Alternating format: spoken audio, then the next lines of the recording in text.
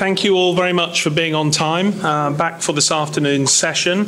And without further ado, I'd like to introduce Gertz, who's going to get us started for this afternoon. Gertz. Good afternoon. Nice to see you all back from lunch, and those who arrived new, welcome. My name is James Grēškalns. I'm Executive Director of Foreign Investors Council in Latvia, and I really glad to see all of you here, and welcome. First of all, I need to say that this is 20th High Council, and for those who know a bit of history about the FICIL might ask why it's 20th, because FICIL has been established only in 1999, so by all means of mathematics there is no difference in 20 years.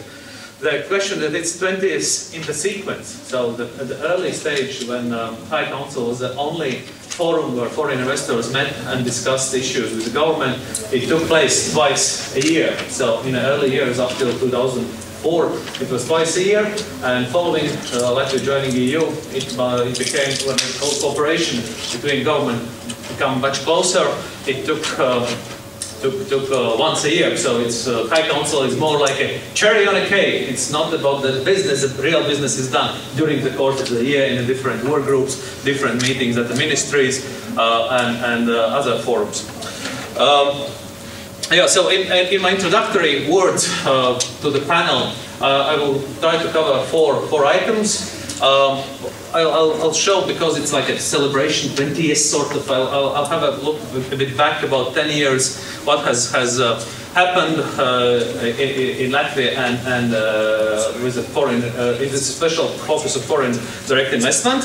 As well, I'll tell you our preparations for the High Council this year, with what we have done, and briefly introduce you what we are looking to achieve in the afternoon in preparation for the main part of the High Council, which is tomorrow, where investors are sitting in front of the ministers at the cabinet of ministers and trying to discuss and raise and agree on certain actions and solutions which has to be done, or which Just, could you use the microphone? Sorry. My apologies for translators. This is the slide which we developed in order to show that the last 10 years, and there are at the bottom line some main events which took place, prime ministers with whom we were meeting during those 10 years, and importantly, the doing business rating of Latvia, how it has changed over the course. What I recognize this year by showing and right now and preparing for the speech, we are missing one graph. One important graph, which is a GDP changes over those years. By that, you will see how those changes and fluctuations in doing business reflects the GDP changes in Latvia. And in the years when GDP, I believe all of you know that there is a dip around 2008, 2011, and there is a recovery rate afterwards. And you can see that during the years where there is a dip, government paid a lot of attention to ease business doing, and by that creating a favorable investment climate in Latvia, in the years where there is a growth or stable, they're not sort of ignoring a bit of those activities. It's very important nowadays when after the crisis we had a rather steep recovery of like 6.2% GDP growth, and representatives of Bank of Latvia, please correct me if I'm wrong. Right now it has gradually slowed down, and last year it was just 2.7, meaning that there is a lot of external factors which affects investment climate in Latvia, and we know that there is more to come, like elections in USA, like Brexit, like loan for the debt of the Greece. We know that there is election in France, Germany, Spain. We can't forget the problems in Russia, Ukraine, and that type of aspect, meaning that that the only thing, there is not much we can do to influence external factors. The only thing which we can do is to concentrate more on creating an image of a country of a especially favorable business environment. And this is what we have to do at home with the help of ministries, with the help of the government. This is a slide which shows how the inflow of foreign direct investment, and this is a slightly different slide compared to our previously or well-known or seen in other circumstances, because this is done with the help of our good partner company, and I'm sorry to say that there is no reference to it. It's firmas.lv, our partner company, which really focused on the real FDI in a share capital. It's not the cumulative, it's not the calculation which the Latvian Bank is doing. It's really the changes what have taken place in those 10 years in a share capital of the companies. And you can see that foreign investors after Latvia joining EU have increased and interest have grown up, but that investors are also living together with the whole economy, and during the crisis period also encountered severe losses with their activities in Latvia. Nevertheless, the trend, as in all good charts, are positive. The reality which we see and which has been noticed about the net inflow effects in the last 3 years are negative. The growth, meaning that the increase each year of the FDI in a share capital of the companies are reducing, and it really means that it might be a threat to Latvia's long-term development, and it means that more and more should be paid attention to reduce administrative burden, problems which businesses in Latvia are facing.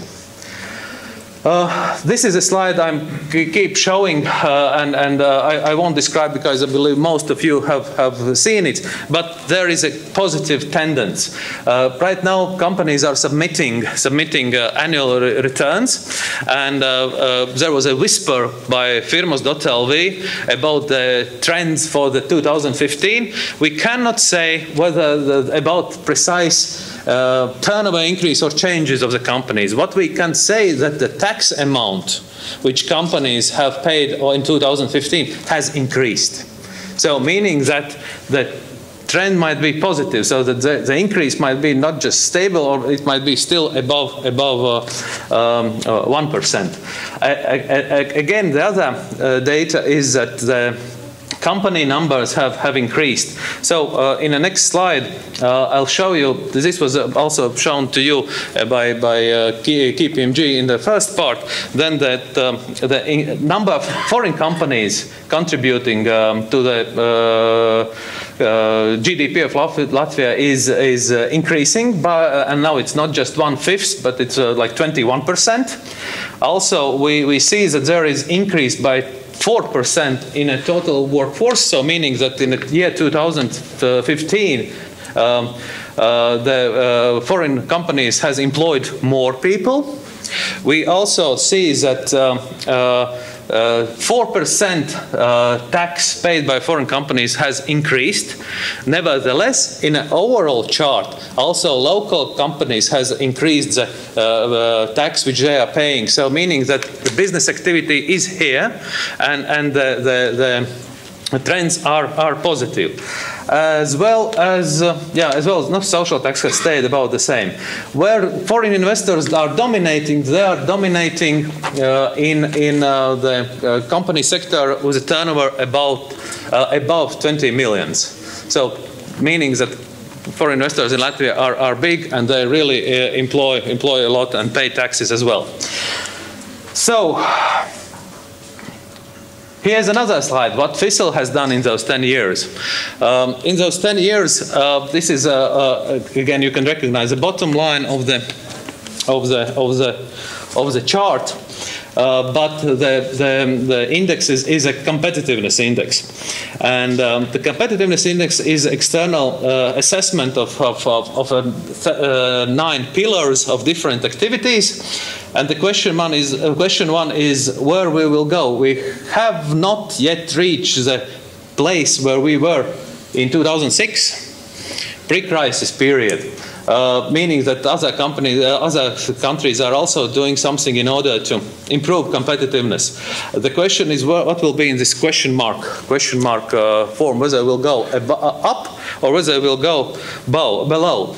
Because I recently, I believe most of you have read the article by Morten Hansen, professor at the Stockholm School of Economics, where he is predicting that if the Latvian GDP will grow 3% per year, we will reach the EU average in 2045. I think it's really a long, long time to be waiting.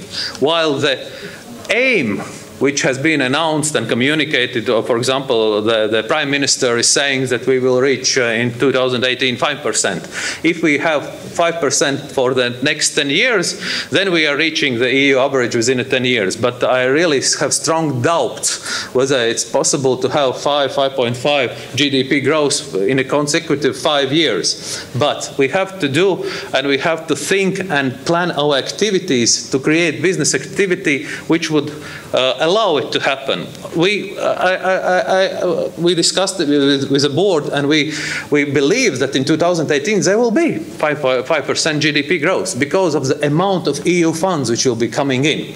The question is how wise they will be spent. Whether they will be spent just for absorption, or as it was discussed at the shadow economy report, that it might help to increase shadow economy in construction if the rules are not set in order, or it will provide base for the current development as well as the development which will follow, which will attract new investment. So, at the bottom line, there are titles of our High Council meetings where we were also always trying to speak about the future.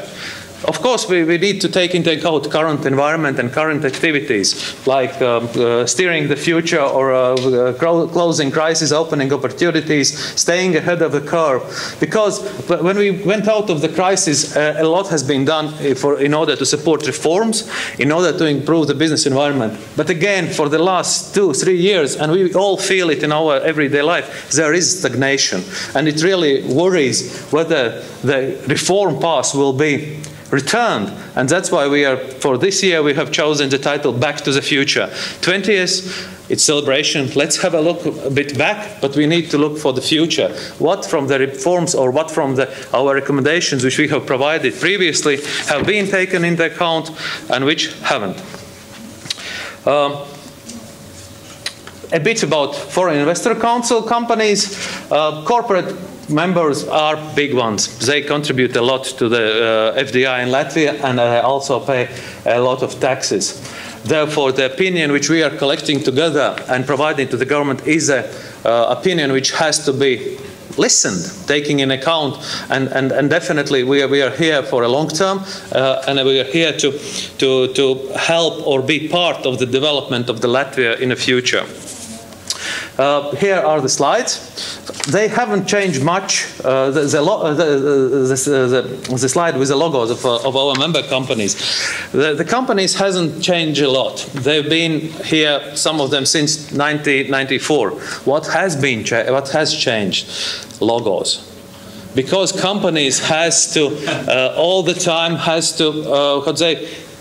be in line with the time, be in line with the development, provide some new ideas, be welcoming to their clients. I think there is none of the companies whose logo hasn't changed. I think Coca-Cola might be right, might be wrong, because they are changing the slide, the letters. Yesterday we were still looking for the Circle K new logo, which has acquired Statoil. So but what it also means that foreign investors look to Latvia, and it's in their radars and are important market, and they want to be here, but they also want to see that things are changing in the right direction. We also have a second level for those who don't know about FICIL structure. We are having a second level of membership, and it's our associated members.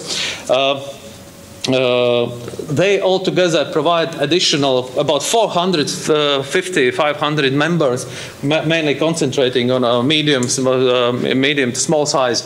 And they are the main contributors to our work groups which come together, and I call them as a centers of excellence, which come up with ideas and suggestions how to improve certain sectors and how to improve the business environment. Oh, I have in my notes that I had to mention that there were few companies which left, and we are really sad about it, but the lessons which we can take out are about the predictability of business environment. There was a French company who were part of Latvia, and they spent 701 days in order to acquire planning permission and construction allowance to build a manufacturing plant, and unfortunately it was a political decision not to issue the building permission. Therefore 80 million investment did not arrive to Latvia, and the company unfortunately left. There is another few companies which left, and Zlata mentioned them earlier. It's from the waste management sector. The waste management sector has been put in order in such way that there is like none foreign investment company left within a market. So I'm moving forward, and during those 10 years I'm glad to say that we have developed within our work groups position papers on different issues which we have submitted to the government. Like the leaders are investment protection and court system efficiency, insolvency law, labor force, education, transport, public procurement, healthcare, intellectual property, construction and spatial planning, tax system. Like every year we are having to saying something about tax system, energy issues, management of state-owned companies, waste management, sustainable economic development. These position papers are what are basis of our dialogue with the government, and which we keep putting in front of them, and each year working together with them and trying to measure what kind of successes has been achieved.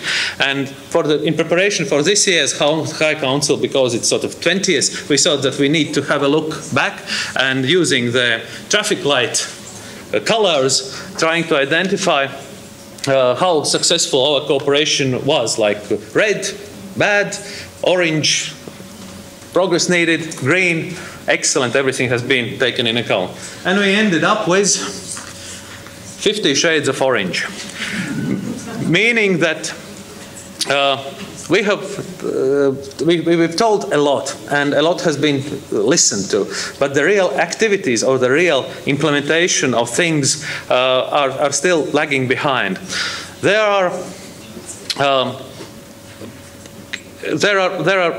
work groups and issues where we can say that there is a good progress, like the tax administration. We have worked with them, and they have taken it out, and then different administrative burdens have been removed. We have taken and listened to some of the changes in order to support one or another industry. A lot has been taken into account with regards to investment protection of shareholders. Also for the long-term criticized insolvency law. With regards to the law, a lot has been taken. We are referring, and ministry is referring, that they have taken it out, 80% of our recommendation, and that's true. The law is fine. The problem is execution. What we are lacking, what we don't see, is that the law is really working. And the supervision of insolvency and the insolvency process is safe and predictable and transparent. Where we have limited progress on energy issues, where we have limited progress on construction, where we have limited state-owned enterprises and management, and not to mention municipality, where there is municipality enterprises where we don't see any progress. No progress. Waste management, as I mentioned, unfortunately, we do not see much transport. With regards to the transport issues, we've been calling for actions and saying suggestions since 1999, and we have really very limited progress. healthcare, labor, recent position papers, talks have been started, some positive, some less positive, but we hope that there will be development. This is a quick flashback from the last year, where we were, as you saw at the bottom, where we were asking return to the reform agenda. We were saying that with no further reforms in place, we are losing time and competitiveness. And recommendations, we had 5 position papers, but those recommendations were focused on 8 areas. And similarly, you will see in a few minutes that this is basically the structure which we are proposing also for this year's High Council. Just to mention, in addition, last year we came up with a new idea, a new report on FICIL sentiment index, where we were interviewing foreign investor members as well as big multinationals about their attitude and feel of being in Latvia. And in response to that, we came back with 3 blocks, which we are also concentrating for today's panel discussion. There are under each, I did quickly run through the position paper, titles of the position papers, and we are trying to split them as well in groups, where we see the rule of law being a crucial factor for the business environment, because I keep reminding that the investors, first of all, want to see whether they are welcomed. They want to see whether they are having equal playing field with other companies operating in Latvia, and most importantly, they want to see that they are protected if things goes wrong. And this is a place where the rule of law is crucial, and where all companies are looking for the protection. The other part is workforce, and as you know, that none of the investors can operate in Latvia without qualified available workforce. And there we are having three position papers which we developed and would like to discuss with the government the progress regarding labor force issues, regarding within the labor force demography, the labor law, migration, and education, which also comes together, and healthcare, which is a recent position paper, but again, not recent, already for 2.5 years. We've been discussing about it, but still important, because I just spoke earlier today with a foreign investor who spends 1 million per year to buy health insurance for his employees, because he understands that the current healthcare system is rather not reliable. He wants to get appropriate treatment for their personnel, but still the problem, even if you buy healthcare policies, might cause problems, and the availability of the service is not there. And the final, which we called, it's a business environment, more Latvian in OECD. Once more, congratulations to all of us for being invited, and most probably we'll accept invitation. So, but there is still issues. On that day, we met with the Prime Minister, and Prime Minister mentioned that he considered the invitation as an advanced measurement of our business environment, as there is a lot to be done in coming years in order to catch up with the average EU, because being there, most probably in the coming years, we'll see a lot of indexes where Latvia will be somewhere at the very, very bottom. So yes, we are having a very experienced panelist. And by that, I'll conclude my introductory speech. Thank you for your patience. And invite the first panel, which is dedicated to rule of law. Oh, I'm sorry that the words has somehow moved. Yeah, so it's rule of law. And Māris Vainovskis, our leader of the work group, please, you're welcome to join Stephen and others who are members of the first panel. Minister, please.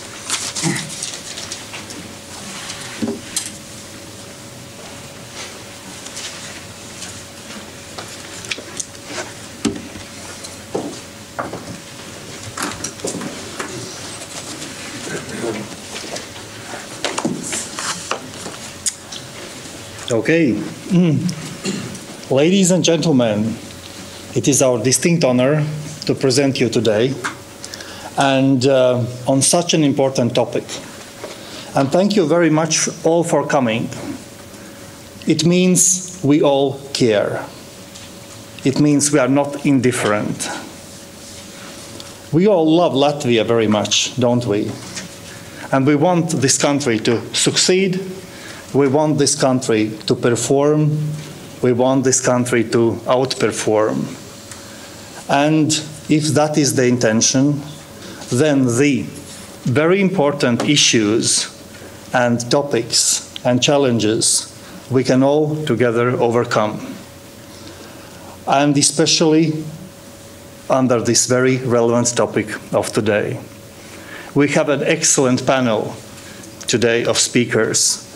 We will have the Minister of Justice, Mr. Dzintars Rasnačs, the person who by his name is, I dare to say, responsible for the way how justice is handled in this country.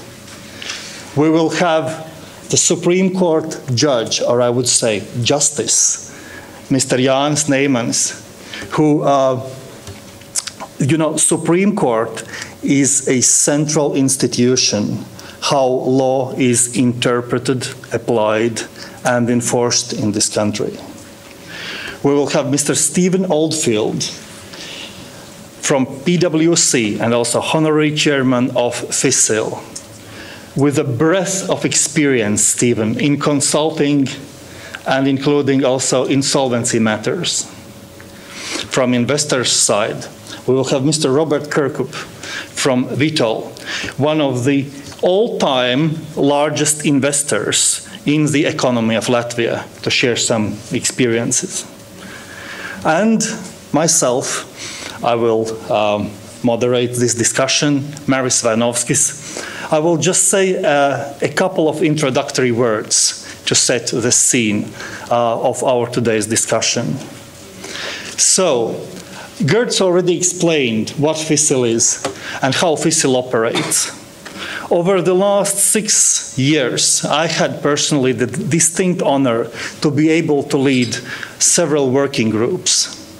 But over these 10 years period, almost 20 FICIL's position papers have been devoted to things related to legal improvements, improvements of law, improvements of attitude. And our key messages over that period have been in a number of areas, and there has been a number of successes as well.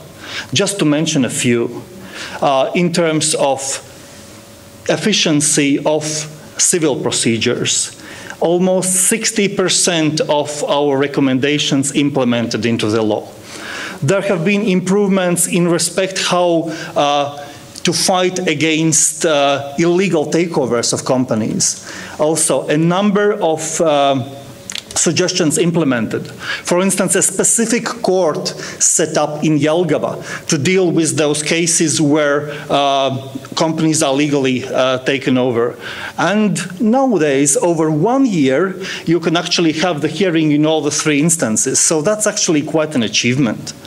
Also, in the alternative dispute resolutions, arbitration courts, mediation, there have been implementations. In insolvency, which is a huge problem, almost 80% of recommendations have been implemented into the law. Now we come to the substance now, whether by simply changing the law, the situation is improving. In the same insolvency, we have had over those 10 years 3 fundamental changes of the entire law, not counting all the different changes of the law when it was during those 3 key changes. So now we come to the things like, to the substance. We come to the principles that we have been talking about over those years, like justice delayed is injustice. Like form cannot prevail over the substance. like we simply have to care. Yes, and all these principles are embodied in our sets of recommendations. There are both specific and general recommendations. The specific ones deals, for instance, with the way we can use IT, in the way we can use modern technology, be it systemized access to court judgments, all available through easy and available search engines. Yeah? Be it management of companies' registry, including limited liabilities company in electronic form. So modern technology. The other thing, education. Knowledge through education, interactive communication, information sharing. Modern principles implementation. So with that, I'm leading to the key topic of today, the rule of law. Just a couple of sentences more. In the Middle Ages, the world started talking about the rule of law. And in the Middle Ages, you know how it worked. God, king, people. So the God talks to the king says, I am the law. But then people started thinking that king maybe has a bad morning today, so it's not very predictable what he will say. The people said that's not going to work. And that's probably why the Middle Ages, the dark Middle Ages ended. The law has to prevail, not particular agendas, not individual opinions. So, and with this, and without any further ado, I have this distinct honor to present the word to Mr. Dzintars Rasnačs on his comments. We will have about 7 to 10 minutes.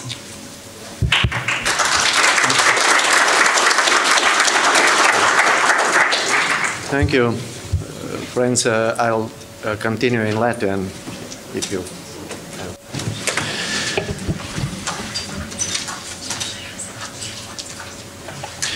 Jā, paldies par lielo godu piedalīties šajā konferencē. Es redzu, konferencē 3 paneļi un 3 valdības ministri piedalās, un tas ir labs sagatavošanās pasākums mūsu rītdienas lielajai sanāksmei.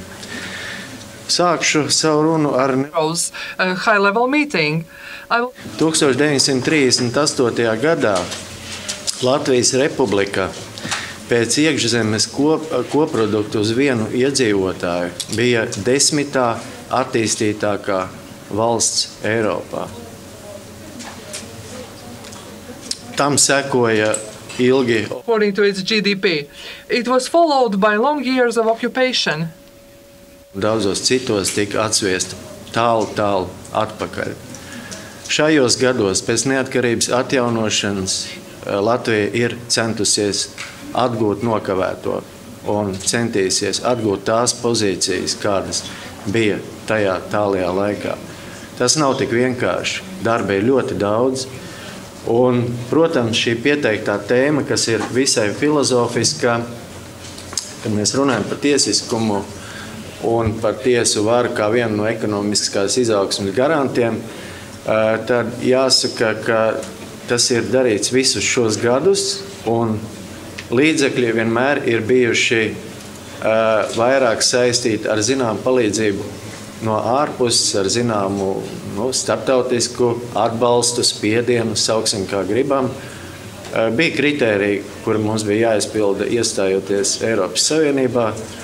Tagad ir izpildīti kritēriji, kas mums bija jāizpilda iestājoties ekonomiskās sadarbības un attīstības organizācijā OECD. Un, protams, ka mēs augam, bet varbūt ne tik ātri, kā mēs vēlētos. Tālajā 1996. gadā man Prāgā bija iespēja piedalīties vienā no pirmajām starptautiskajām pretkorupcijas konferencēm, un toreiz Čehijas prezidents Vaclavs Havels teica apmēram šādus vārdus.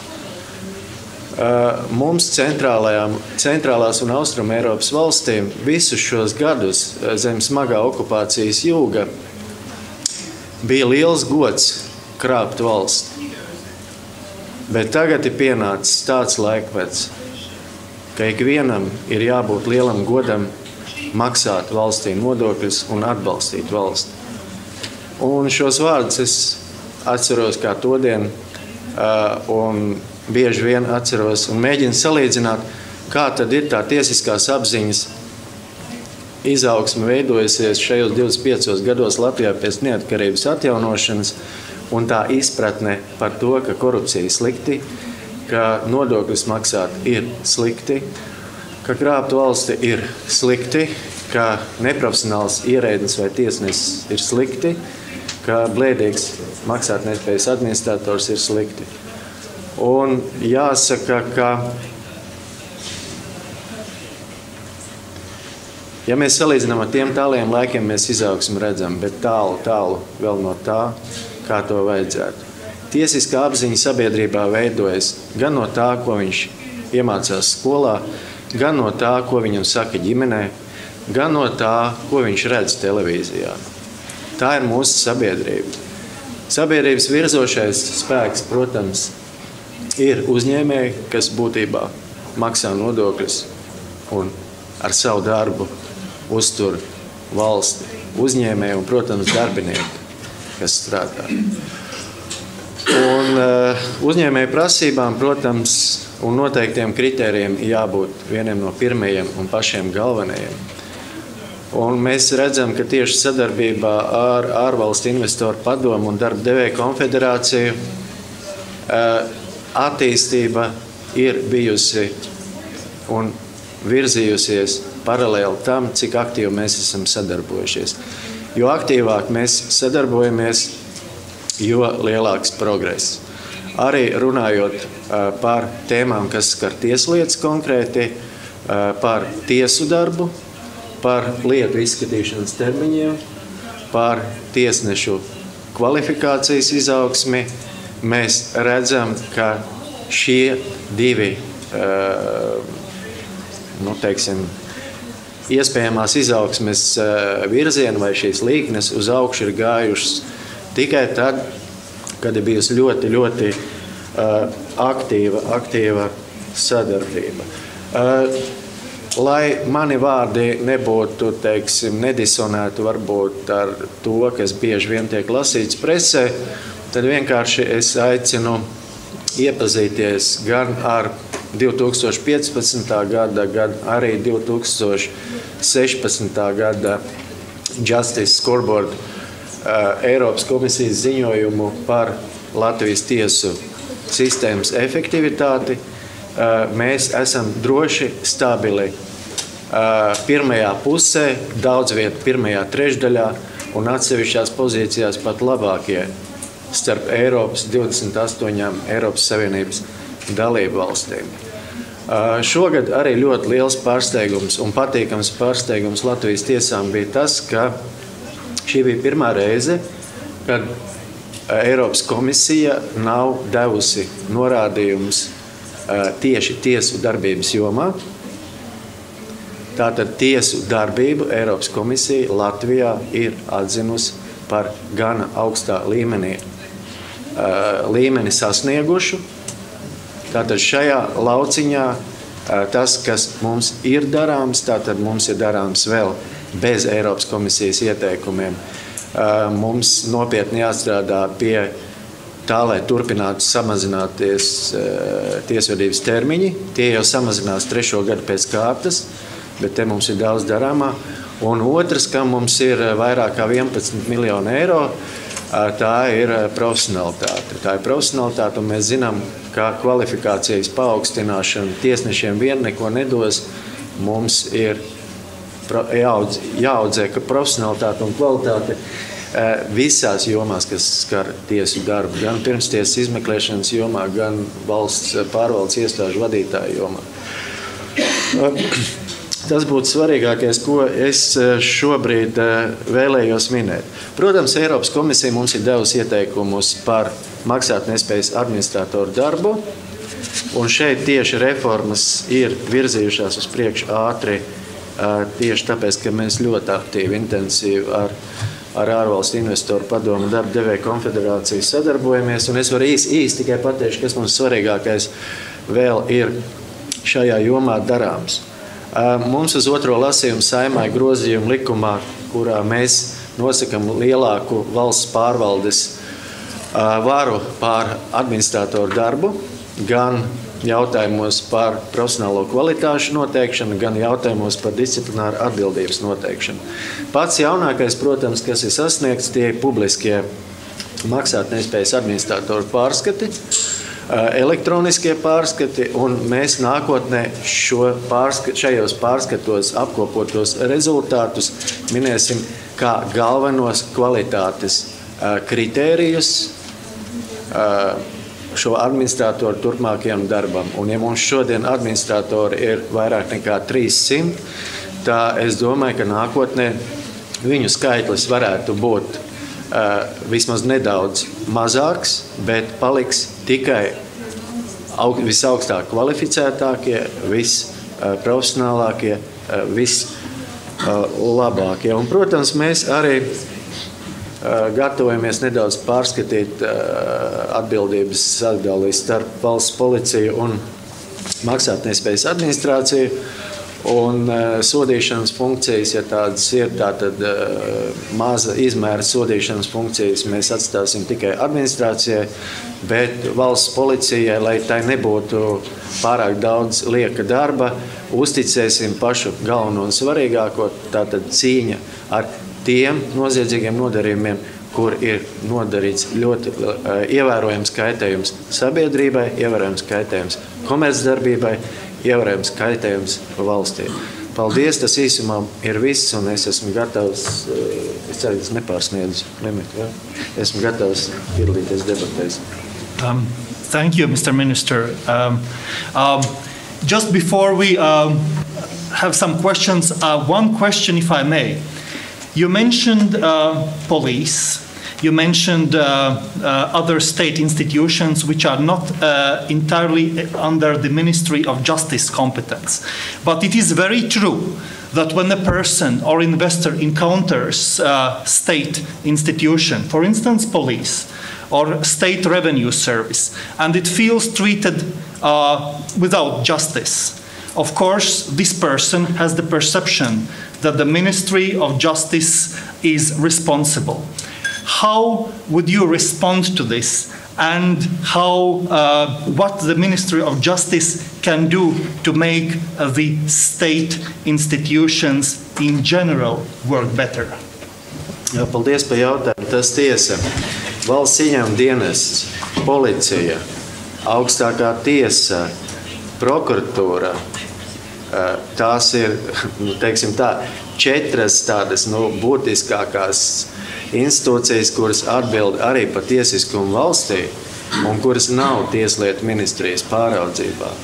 Bet, protams, sabiedrība varbūt nezina to un prasa atbildību no tieslietu ministra un domā, ka tieslietu ministrs tagad arī atbildēs par viņiem. Tad jāsaka tā, ka, protams, nestoties to, ka nav ministra pāraudzībā, tieslietu ministra uzdevums ir valdības līmenī inicijēt jautājums par kārtību arī šajos sektoros, par kopīgu sadarbību. Un viena no tuvākajām iniciatīvām būs, mēs jau esam iesnieguši, šajās dienās iesniedzam valdībā, tātad tas ir pasākumu plāns par korupcijas risku samazināšanu amatpersonu darbībā. Un šis pasākumu plāns skars pilnīgi visu, neatkarīgi no tā, kas ir tieslietu ministrijas pāraudzībā un kas nav. Thank you, Minister. I think we could have the questions after the panelists have had the possibility to deliver their remarks. With this, I thank the Minister and Mr. Jānis Neimans. We would be very pleased to hear your remarks and observations. Yes.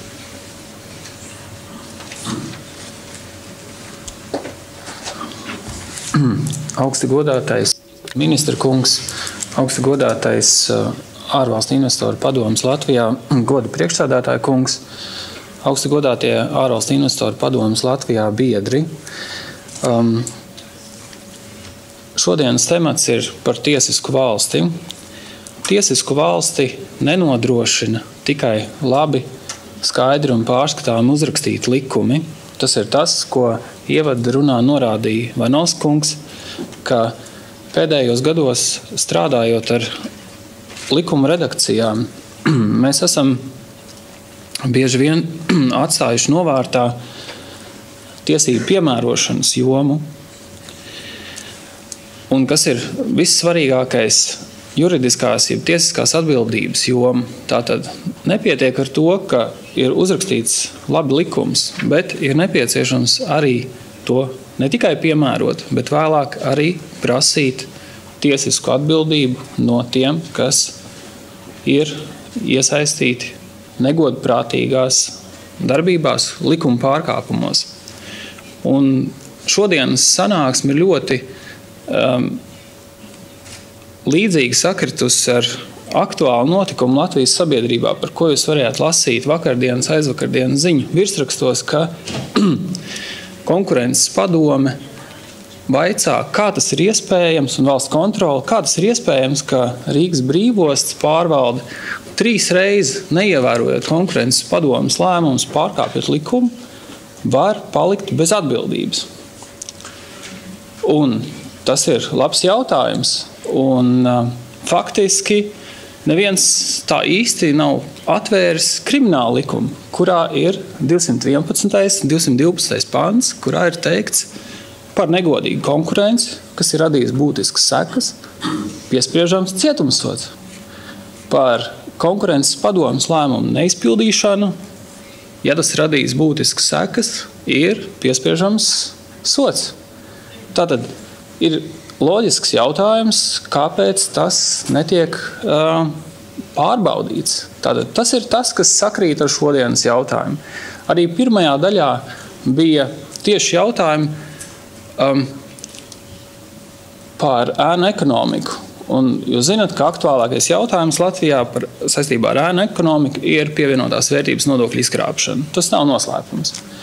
Vai jūs esat dzirdējuši kādu gadījumu, kur uzņēmums pēc tam, kad viņš ir zaudējis nodokļu strīdā ar valsti par to, ka viņš ir tomēr iesaistījies nodokļu izkrāpšanā, zinājis, vai viņam bija jāzina par piedalīšanos nodokļu izkrāpšanā, ka šis uzņēmums vadītājs ir saukts pie krimināla atbildības par nodokļu izkrāpšanu?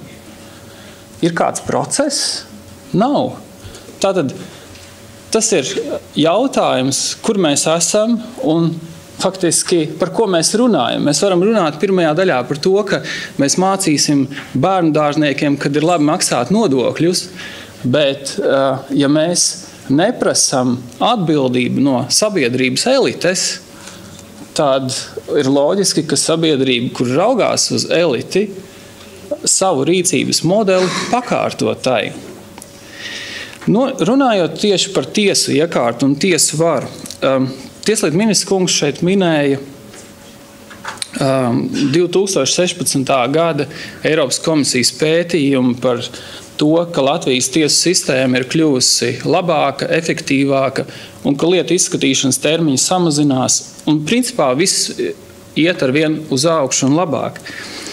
Taču, ja mēs paraugāmies uz šiem rādītājiem detaļās, tad, un salīdzinošā aspektā, tad ļoti vietā ir šīs nedēļas sākumā valsts prezidenta komisijas sniegtais ziņojums par Tieslietu padomes darbu pilnveidošanu. Un tajā ir norādīts, ka pārsteidzošā kārtā Igaunijā budžets, kas tiek atvēlēts tieslietu sistēmai, ir mazāks uz iedzīvotāju skaitu procentuāli kā Latvijā. Tātad nauda, kas tiek atvēlēta tiesu sistēmai, ir mazāka nekā Latvijā. Jo mēs esam dzirdējuši, ka Latvijā mēs sūdzamies, ka tiesu sistēma nesaņem pietiekam finansējumu.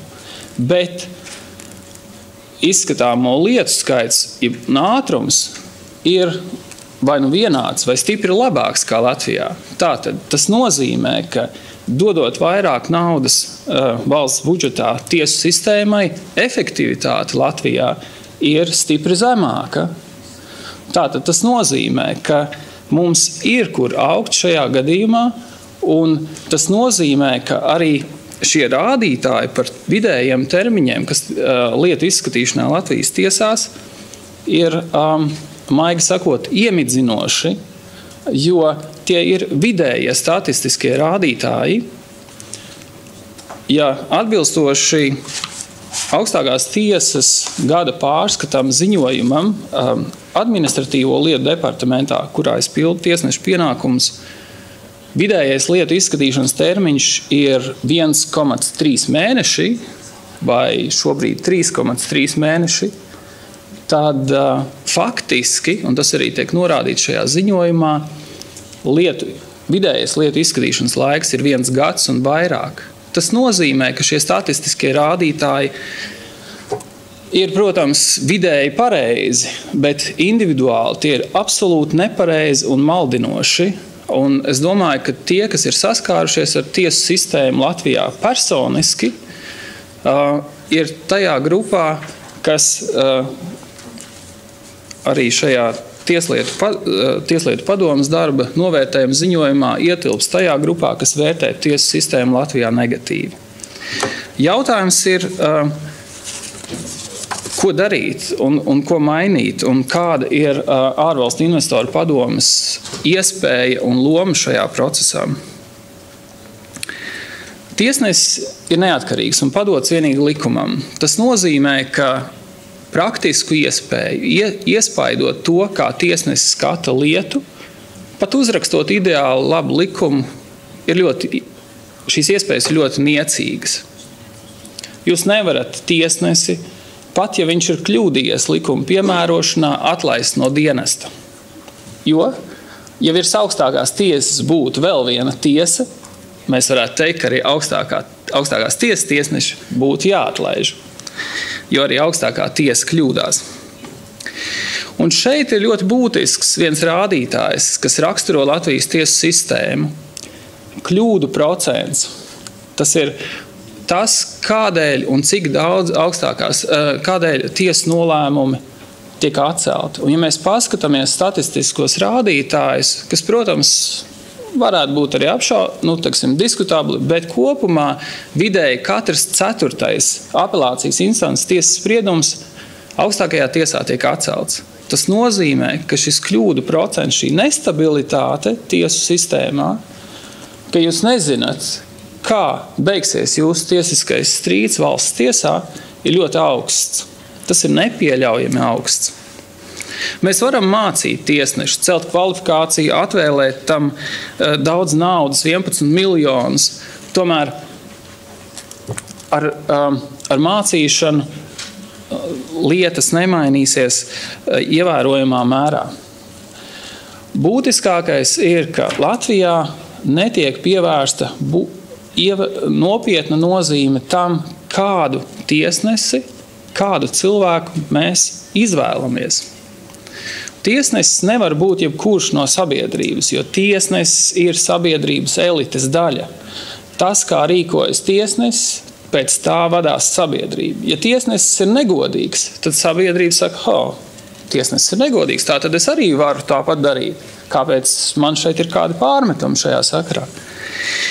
Un mēs nonākam pie tā, ka būtiska nozīme ir ne tikai juridiskām zināšanām konkrētajam cilvēkam, bet arī tam, kā viņš rīkojas ar varu, jo tiesnesim tiek piešķirt ļoti liela vara. Un šeit nopietna nozīme ir tam, kādā veidā mēs atlasam tiesnešus. Kas var kļūt par tiesnesi? Kādā procesā?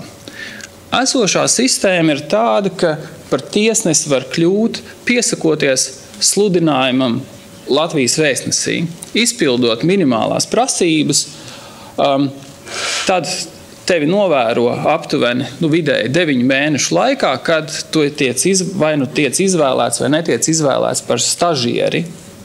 Un pēc tam, ja ir pozitīvi, kas visbiežāk tā arī ir, jo uz konkrēto vakanci jau tiek izvēlēts konkrēts tiesnesis, nevis vairāki.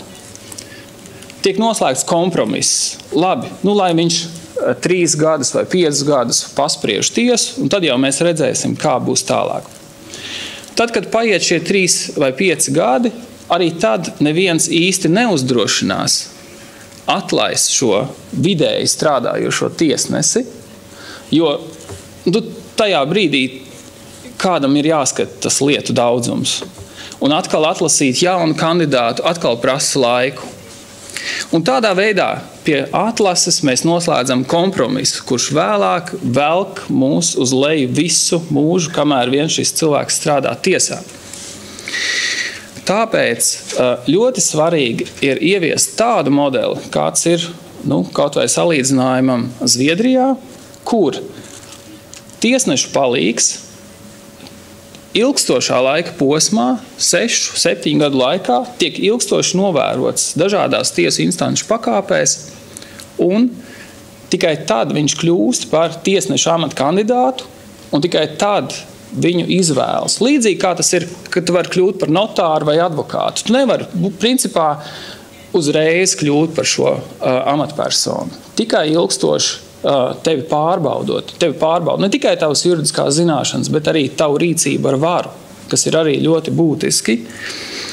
Un tāpēc šobrīd Latvijā tiek diskutēts, un visticamāk, ka no nākošā gada pamazām tiesnešu palīgu atalgojums pieaugs, es nezinu par cik, tur 15-20 eiro, varbūt mazliet vairāk, taču tas nekad nemotivēs cilvēku šie pār 10, 20 vai 11 eiro nemainīs to, ka palīgs Latvijā ir students, kurš izvēlas palīgu darbu, lai studiju laikā uzlabotu savas zināšanas, kam būtu kaut kāda juridiska praksa.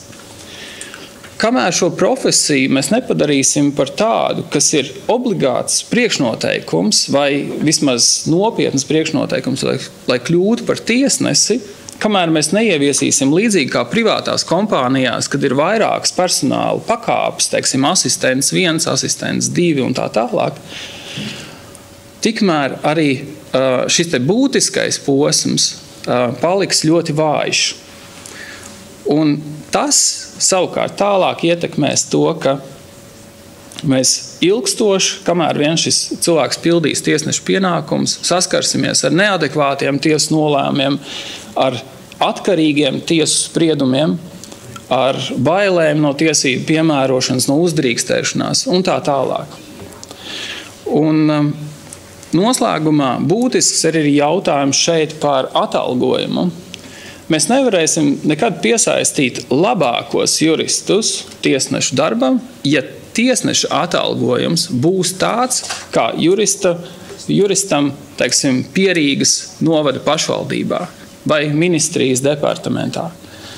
Jo nav motivācijas uzņemties lielāku atbildību un lielāku slogu, ja tu saņem atalgojumu tādu, kā tu varētu saņemt kā jurists pašvaldībā. Diemžēl tā tas ir, un faktiski ir arī atsevišķi piemēri, kas liecina par to, ka labākie juristi, kādi mums Latvijā ir aizgājuši uz advokatūru, uz privāto sfēru, uz neatkarīgām valsts pārvaldes iestādēm, kur šis atalgojums ir krietni augstāks. Es ļoti labi apzinos, ka atalgojuma palielināšana ir politiski nepopulārs lēmums, ņemot vērā vajadzības. Tomēr, ja ņem vērā to, ka Igaunijā šis budžets ir mazāks uz iedzīvotāju skaitu un attiecībā pret koproduktu pie tam vēl, tad, ja šis budžets tiktu izlietots precīzāk, tad būtu iespējams arī esošo izdevumu ietvaros šo atlīdzību stipri palielināt tā, lai būtu motivēti kandidāti pieteikties tiesnešu darbam un tālāk arī pildīt tiesnešu dienestu. Tas tātad īsumā tikai par vienu šauru jautājumu. Thank you very much. Thank you very much. Justice Neimanis. Liels paldies, tiesnese Neimani.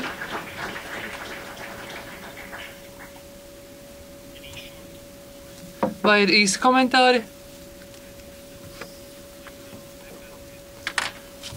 Sistēmu es nebiju dzirdējis.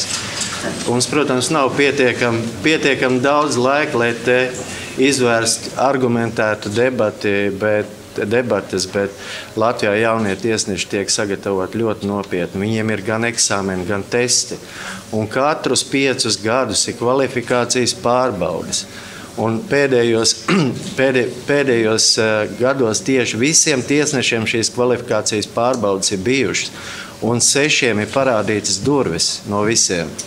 Tā kā es nezinu, varbūt kolēģis tā īsti nav strādājis pirmo 2 instanču tiesās, bet nokļūs uzreiz augstākajā tiesā, un viņam tas skatījums varbūt ir vairāk akadēmisks. Bet jāsaka, ka es uzskatu, šie pilnīgi nepelnīti vārdi Latvijas 560 tiesnešu saimē. Thank you, Minister. You know, sharing of opinions is what this discussion is about. When we discuss, we shed light to the issues. Thank you very much. With this, we have to continue. And again, have the distinct honor to present Stephen Oldfield. And with your background, we're very pleased to hear about your recollections and comments. Thank you, Chairman. Good afternoon, everybody. In my day job, I'm a partner in PwC. I'm back from Central Europe, having spent 3 years in Central Europe, in Warsaw, but also working with Zlata Eltsnina here in Latvia. I'm very heartened by the Minister's words. We sat together in this very room in early April, and the FICIL report on insolvency was produced in cooperation with Deloitte, and a number of key recommendations were made. And in the Minister's speech, he indicated that a number of those issues were being addressed with some second draft law now in place. And the second draft law gives more powers for the regulation and the, if you like, the discipline area around insolvency practitioners. Now, I've been an insolvency practitioner for 25 years. Every year I have to apply for my license from my regulator. Every year I have to insure myself against the assets under my control. And every year or two I am quality reviewed by my regulator. If my regulator finds that I have made an error, and that's a competency error, let alone if I have done anything dishonest, I am in for, in English we call it the high jump. And one of my colleagues in my profession, should not be called a colleague actually, was both incompetent but also dishonest. And in the last year, he has been publicly exposed, if you like, in public websites and in documents. He has been fined €200,000 and he has been banned for life, from ever doing it again. So for me, my key message, and I think we need to catch up some time here, so I'm going to keep this pretty short and pretty sharp. I really applaud the Minister of Justice for putting the further point on the second reading of the law for the regulation of insolvency practitioners. But we come back to the theme we heard from the shadow economy this morning.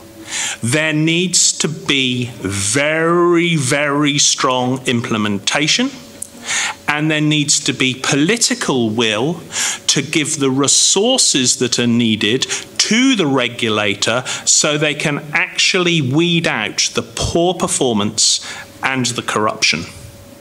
And people need to be held to account, because laws are one thing, execution and political will behind the execution is another. Just one brief story.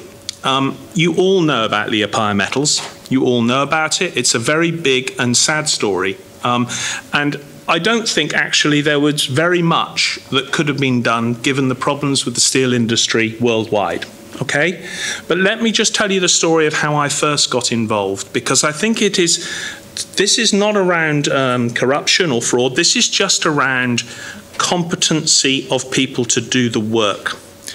I had to review the reconstruction plan for Liepāja Metals. Zlata and her colleagues helped to translate it and to interpret it for me. And I read it as someone who has done this job for 25 years. And I could not see how it could possibly work. It was unworkable. That was my professional opinion, and I told the people that we were working for that was my opinion.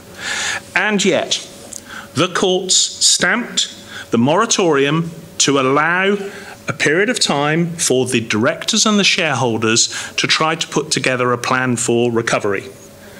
Now, all that happened in that time was the position got worse. It didn't get better, it got worse. So for me, there is something about courts' competency to deal with insolvency, and on that, the recommendation I made in my press release was around a specialist court for insolvency, which is what we have in the UK. You cannot expect a municipal court sitting out in one of the far reaches of Latvia to be sufficiently au fait and up to date with insolvency law to be able to give really good judgments and opinions. It's really tough. It's a specialist area and it needs specialist courts. So my big recommendation was move it to a specialist court. So for me, it's around the court being more competent to be able to enforce the rule of law, and that means a little bit more specialism, I think, in the area of insolvency. So back to my summary. My summary is great to hear the second readings of the law. I'm really pleased, really am pleased, and thank you, because it was an important report for FICIL, and it needs now to be executed.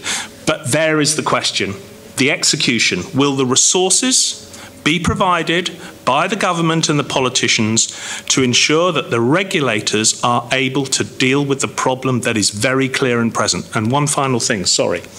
When we did the presentation here in this very room on insolvency, one of the insolvency practitioners in the country stood up and said, I applaud the analysis, I'd like to see more analysis. And my message was, no more analysis. You know what the problem is, fix it. Okay, thank you.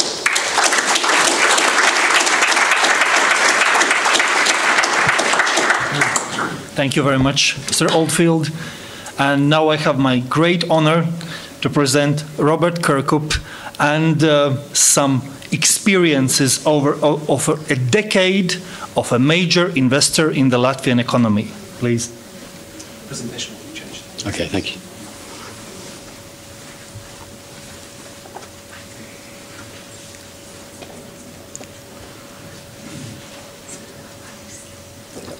Sorry, 1 second.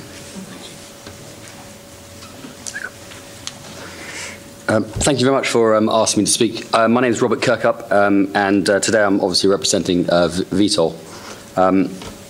So, we'll quickly go through it. I know we haven't got much time. A little bit on the agenda. Main point, I'll look at how FICIL as a foreign investor makes investment decisions, particularly reference to Latvia. And how the lack of a sound rule of law can impact those decisions and therefore economic growth. I'll let you read through the slides yourselves, and I will just be sort of commenting on them. So this is basically the agenda.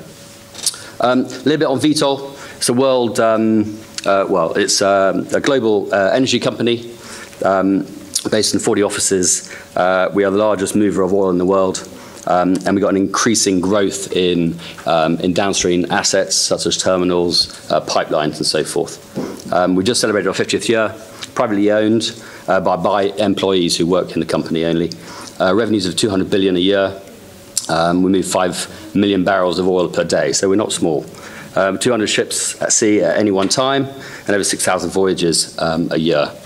I think to make sense of this presentation and why I'm here, I think you need to look a little bit at our investment ethos. So why do we invest in things? First point, I can't think of an investment that is not made without the belief that it will aid FICIL's core trading business. So every time we invest in something, it's to help our trading business. And also that energy infrastructure needs constant adapting and changing. So as supply and demand changes, we need to be able to invest in our assets that we own so that it keeps up to date. So in countries FICIL operate, we require a regulatory environment that is supportive, understanding of the complexity of our business, and appreciates the benefits to economic growth of a strong rule of law. That's what we would like to have. Okay, a little bit of context of us in Latvia. We've invested over 300 million euros in Latvia over the last 10 years. We came in 2006, as Mara said, first a minority stake in Ventspils Nafta. We learned really quickly that a minority stake was not a happy environment to be in. By 2010, we were 49.94% owner of Ventspils Nafta. And many of you may know that in 2016, we completed a buyout of Ventspils Nafta and delisted the company from NASDAQ, OMX Baltic. You know, Vitol, I think you have to appreciate they worked exceptionally hard to try and buy oil to move through the logistics system in Latvia. So Latvia is not a closed system in itself. It's actually a part of a logistics chain running all the way from Russia, Kazakhstan, Belarus, and so forth through Latvia. So let's look a little bit about what we are in Latvia. We have Latvijas Trans, it's a pipeline business from Belarusian border to Ventspils. You've got Ventspils Nafta Terminal, which is the largest terminal in the Baltics, 1.2 million cubes of capacity, which is large. Then you've got Latvian Shipping Company, 16 vessel, medium-sized tankers. We employ about 750 people in Latvian shipping, about Ventspils Nafta Terminals about 250, and about over 200 in the pipeline business. So those are the companies. Right. The nitty-gritty of really what you hear. Rule of law and investors' expectation. Right, for Vitol to continue to invest in Latvia, we need a strong and robust rule of law. The legal principle that law should govern a nation as opposed to being governed by arbitrary decisions by government officials. To me, that is a very important thing. So what do we need? We need equal treatment. So for us, say our terminal needs equal treatment to all terminals, whether it's in Riga or in Ventspils or Laikā. Proper and uniform application of the law, which I think everybody else has been mentioning. Checks and balances, that's on officials, on the law, and on companies as well. We also, as individuals, and everybody in this room, needs the moral courage to challenge whether it's abuse of the law or arbitrary decisions made by government or municipal officials, whether it's individual decisions or collective decisions. And I think that's a very important thing. Appreciate we haven't got much time, so quickly going on to some of our experiences. So some of them are good, some are not so good, some are ongoing. Shareholders meetings back in 2010, once the majority shareholder, well, still the minority, but 49.94% ownership of Latvian shipping company through Ventspils Nafta, Ventspils Nafta wanted to get control of the management board of the shipping company. We were unable to call even a shareholders meeting. So I'm pleased to say that the law has changed. Now, within 2 weeks of the request being made for a shareholders meeting, within 3 months, an actual meeting has to be held. So that is obviously progress, but perhaps it should even be shortened further from that. I think we look at Latvian capital markets. Sadly, we are in a dispute with FCMC, and I think the case will be held later in the year. But in 2015, Vitol launched once it got over 50%, it had to go through a mandatory buy process. But basically, to cut to the chase on this, the way FCMC values a company, and a company like Ventspils Nafta, which is a holding company, so owning smaller shares in other companies, it would value the whole of your company as if you owned every single share in all your subsidiaries. So if you owned half of the shipping company, you were valued as if you owned all of it. So you're paying for things that you did not own. To me, that is not fair. It's not just. So that goes to other points in the law system. That will be challenged, and I think it's useful probably for other companies in this room that we actually get an outcome for it. So then we go on to insolvency administration. Our experience with this with Laska Invest back in 2010. So this is a wholly owned subsidiary of Latvian shipping company, put into insolvency by an engineered creditors claim. This legal system was not able to deal with this, being weak and inefficient. We ended up resolving this through negotiation, not through the courts. Why should we have to do that? That's wrong. But I'm pleased to say that the system has changed, and so I hope that is positive for other people. The Latvian courts. In general, the court protection system is in place, but investors' expectations are for clarity, understanding what is decided, and reasonable arguments presented for those decisions. We want a predictability, i.e. similar situation producing equal judgments. And like Maris mentioned, substance over form, and it was discussed last year. Procedure cannot prevail over the substance of the matter. Decisions must appear fair and just. And there should be reasonable timing in the court system. So I was interested to hear the comments about the timings. I appreciate this is in the past, but in 2011 we had 10 litigation cases in Latvian courts. 2 years later these were still in the first level of the courts, and many of the cases had not even commenced to hear the merits of the cases. Okay, that was 2011, perhaps it's better today. Now, just to bring it up to date, where we have some issues today. Construction permits, they're an important way for business to invest in the country. And if we're investing, we should be adding to economic growth, which is one of the main ideas of this presentation. Investors are looking for a predictable planning and construction process. We read that many in government are concerned about volumes through the transport sector. I hear that people in Ventspils continuously comment about the fall down or the reduction in exports through the port. However, when it comes to investing in new infrastructure, projects request permits. We continue to have barriers put in place to stop this. Bureaucracy can be used as an efficient, effective way to stop business developing. The rule of law needs to make sure that the arbitrary decisions are not made by government or municipal officials. Without this, foreign investors will lose confidence and economic growth suffer. This is where rule according to a higher law must be evoked to make sure that unjust or unfair situations don't arise. You can read this where I discuss the next little comments. This was put up a couple of months ago, but it sort of shows you where our process has been delayed, we feel, totally unnecessarily and unjustly. So I think I'll let you read that quickly. Foreign investors, what are our options? Well, we could actually just sell up and move off. We could close down the system. We could not invest if we feel that we're not getting the support of a nation, and therefore it will affect growth in a country, especially in an economy. But we do believe we have a responsibility as a business to help both the creation of law and the implementation of it as well. So I think all of us in this room actually have an obligation where we see things going wrong to actually try and have a positive impact. Well, I think we always need checks and balances. We need appropriate implementation of law, and also sanction and abuse of those that abuse the system. So the law needs to be able to solve it by actually sanctioning people who do abuse the system. I think all of us need moral courage to address these issues. Sometimes people need physical courage to do it, but I think most of us in this room, hopefully, just need moral courage to actually make a difference. Also, we can't sit back because it's not our issue. So the shadow economy, I don't believe really affects my business.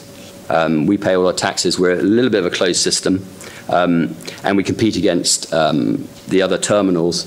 But Vitol tends to use predominantly ours. We do use Riga, and we do use Ventimoniacs, the next door terminal, and Ventbunkers, actually. We have capacity which we rent there.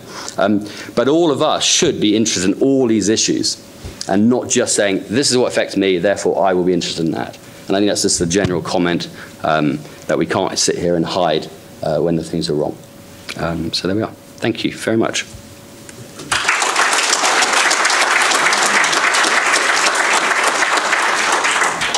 Thank you very much, Mr. Kirkup. Well, some strong messages out there, and I think that is very relevant that there is a level of care in all of this, and since we care, we can make things right. But just to summarize, so I think what we kept hearing is about stability, predictability, and responsibility. And these messages come across as clear as they can be. We still have about 5-7 minutes for any questions, discussion, or comments. So anyone willing to make any comment or question? Please. Just a question to Minister. How many people have been jailed because of economic crimes during last 10 years? And how does it compare, if we kind of compare with people who have stolen something from shop, Rimi, for example? Jā, par šo jautājumu sociālos tīklos tiek izplatīta maldinoša informācija.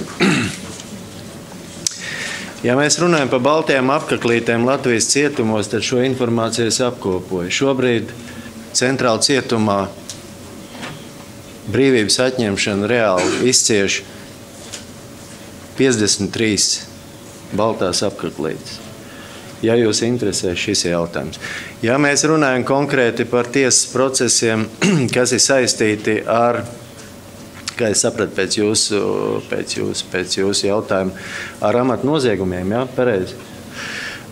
Tad šeit ir lieta, kurā mums ļoti nopietni ir jāpieliek savas pūles. Tātad tā ir pirmstiesas izmeklēšana, kura bieži vien stipri vien ievelkās dažādu apstākļu dēļ, stipri vien ir nekvalitatīva, bet teikšu jums atklāt to pašu, ko es teicu pirms tam. Neviena pirmstiesas izmeklēšanas iestāde nav tieslietu ministra pāraudzībā. Es jau, protams, es jums teikšu atklāt, es ļoti gribētu, lai Latvijā būtu tāpat, kā tas ir Šveicē, tāpat, kā tas ir Norvēģijā, tāpat, kā tas ir Zviedrijā. Es ļoti gribētu, lai valsts policija būtu tieslietu ministrijas pāraudzībā. Bet es neatbildu par valsts policijas darbu, un būtu labi, ja šo jautājumu uzdod. Ja runā par pašiem tiesnešiem un par tiesas spriešanu un par piemērotajiem sodiem, tad arī katra tiesa vadās pēc daudz un dažādiem apstākļiem. Un viens no apstākļiem, protams, ir, cik ilgs laiks ir bijis pirmstiesas izmeklēšanā. Un ja mēs pārkāpjam tos principus, ko mums ir noteikusi Strasbūras Eiropas cilvēktiesību tiesa ar saprātīgiem šiem termiņiem, īpaši, ja mēs runājam par brīvības atņemšanas kaut kādiem pasākumiem, tad, protams, mums pēc tam nākas maksāt. Un to vislabāk zina tiesneši. Tā ka, un arī diezgan daudz pēc tiem gadījumiem, ko es esmu uzdevusi jautājums, ir informācija, ka nodarītais kaitējums ir atlīdzināts jau līdz tiesas procesam. Bet jebkurā gadījumā pēc iestāšanās, pēc prasību izpildes, kādas mums bija OECD iestāšanās procesā, likumdevējs ir paaugstinājis piemērojamos naudas sodus, un šobrīd maksimālais naudas sods, kāds var būt, par sevišķi smagiem noziegumiem jau. Tas ir 3,7 miljonu eiro. Tas ir fiziskai personai, un, ja runāja par sodu, kas tiek piemērots juridiskai personai, sevišķi smagu noziegumu gadījumā, tad tas var būt līdz 37 miljoniem eiro. Šie sodi ir pielāgoti minimālajai mēneša algai, tātad, ja šobrīd 370 eiro ir minimālā mēneša alga, tad jūs varētu parēķināt, cik šīs ir minimālās mēneša algas. Tā ka soda politikā, protams, arī ir kur augt un attīstīties. Thank you, Minister. Please, question. Jā, Induls Balmaks, Zvērnāts advokāts. Es varu pienoties tikai tiesnesim Neimanim par to, ka Latvijā, protams, mēs varam pieņemt pašus advancētākos un pašus progresīvākos likumus, bet viss, protams, beigās rezultējās tajā, kā tie tiek piemērot reālos dzīves gadījumos. Un arī konkrēts gadījums, ko pirms nedēļas, šajā pašā dienā pirms nedēļas informēja žurnāls Ir, citi daudz mēdī par vienu konkrētu gadījumu, kur maksātnespējas administrators no savā pāraudzībā, bet ne no saviem līdzekļiem, vienkārši pārskaitīs 3,2 miljonus eiro. No savā pāraudzībā esošas naudas vienkārši pārskaitīta kādiem privātiem mērķiem bez jebkāda acīm redzama tiesiska pamata. Protams, tas tiekot izmeklēts, protams, izmeklēšanā ir problēmas, protams, 2 gadu laikā nomainījušies 4 izmeklētāji un citas tam līdzīgas problēmas. Bet ir arī pavisam konkrētas lietas, ko var darīt. Tajā pašā maksātnespējas likumā ir norma, ka, ja administrators izmanto savas tiesības ļaunprātīgi, viņš ir atceļams no administratoru pienākumu pildīšanas, un, ja šāds tiesas lēmums tiek pieņemts, automātiski zaudē licenci. Tas jau likumā ir ierakstīts, bet ne maksātnespējas administrācija, kas ir jūsu ministra kungs pakļautībā, ne tiesa, kura to var darīt pēc savas iniciatīvas, šādu lēmumu vēl nav pieņēmusi. Man liekas, tas ir skandāls, ja no sabiedrības kases tiek izmaksāt 3,2 miljoni, bet reakcija faktiski nekāda nav. Es jums teikšu, es neesmu kvēls žurnāla, ir lasītājs, es nezinu, pa kādu gadu notikumiem tas ir.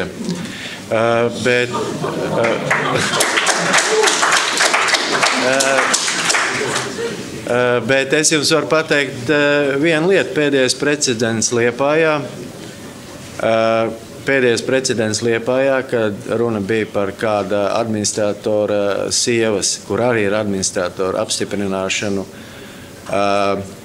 šajā amatā, tiesa pieņēma tieši pēc maksātnespējas administrācijas kā pāraugošās iestādes iebildumiem, neapstiprināja šo kundzi konkrēto pienākumu veikšanā.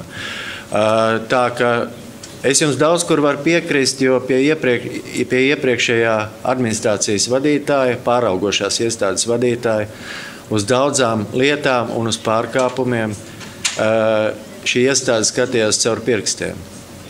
Tagad ir izsludināts konkurss un ir pieteikušies cilvēki. Es ļoti ceru, ka starp viņiem ir kāds, vismaz viens, kurš spēs ar stingru mugurkaulu pildīt savus pienākumus un nepakļausies nekādiem spiedieniem. Un pa likumiem jums ir pilnīgi taisnība. Mums ir viens no labākajiem maksātnespējas likumiem Eiropā. Tikai problēma ir ar administratoriem, un šeit tiešām profesijas reformā ikvienam roku jāpieliek.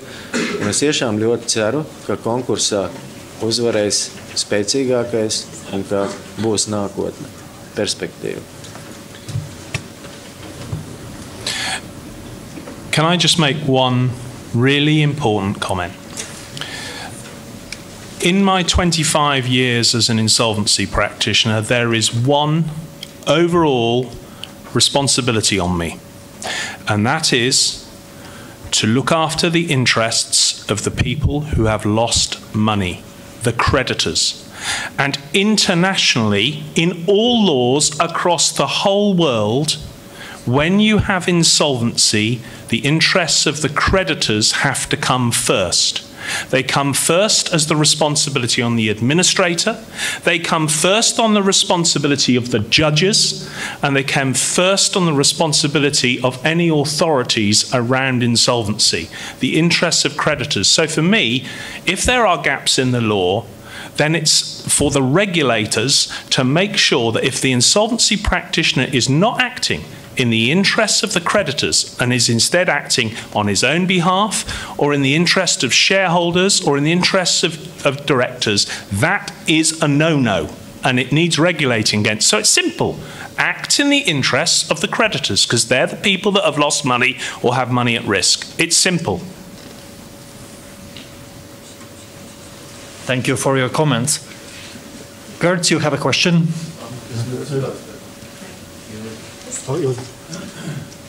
Ilze Notiņas, vērnāta advokāta, Deloitte Legal un FICIL maksātnespējas darba grupas vadītāji.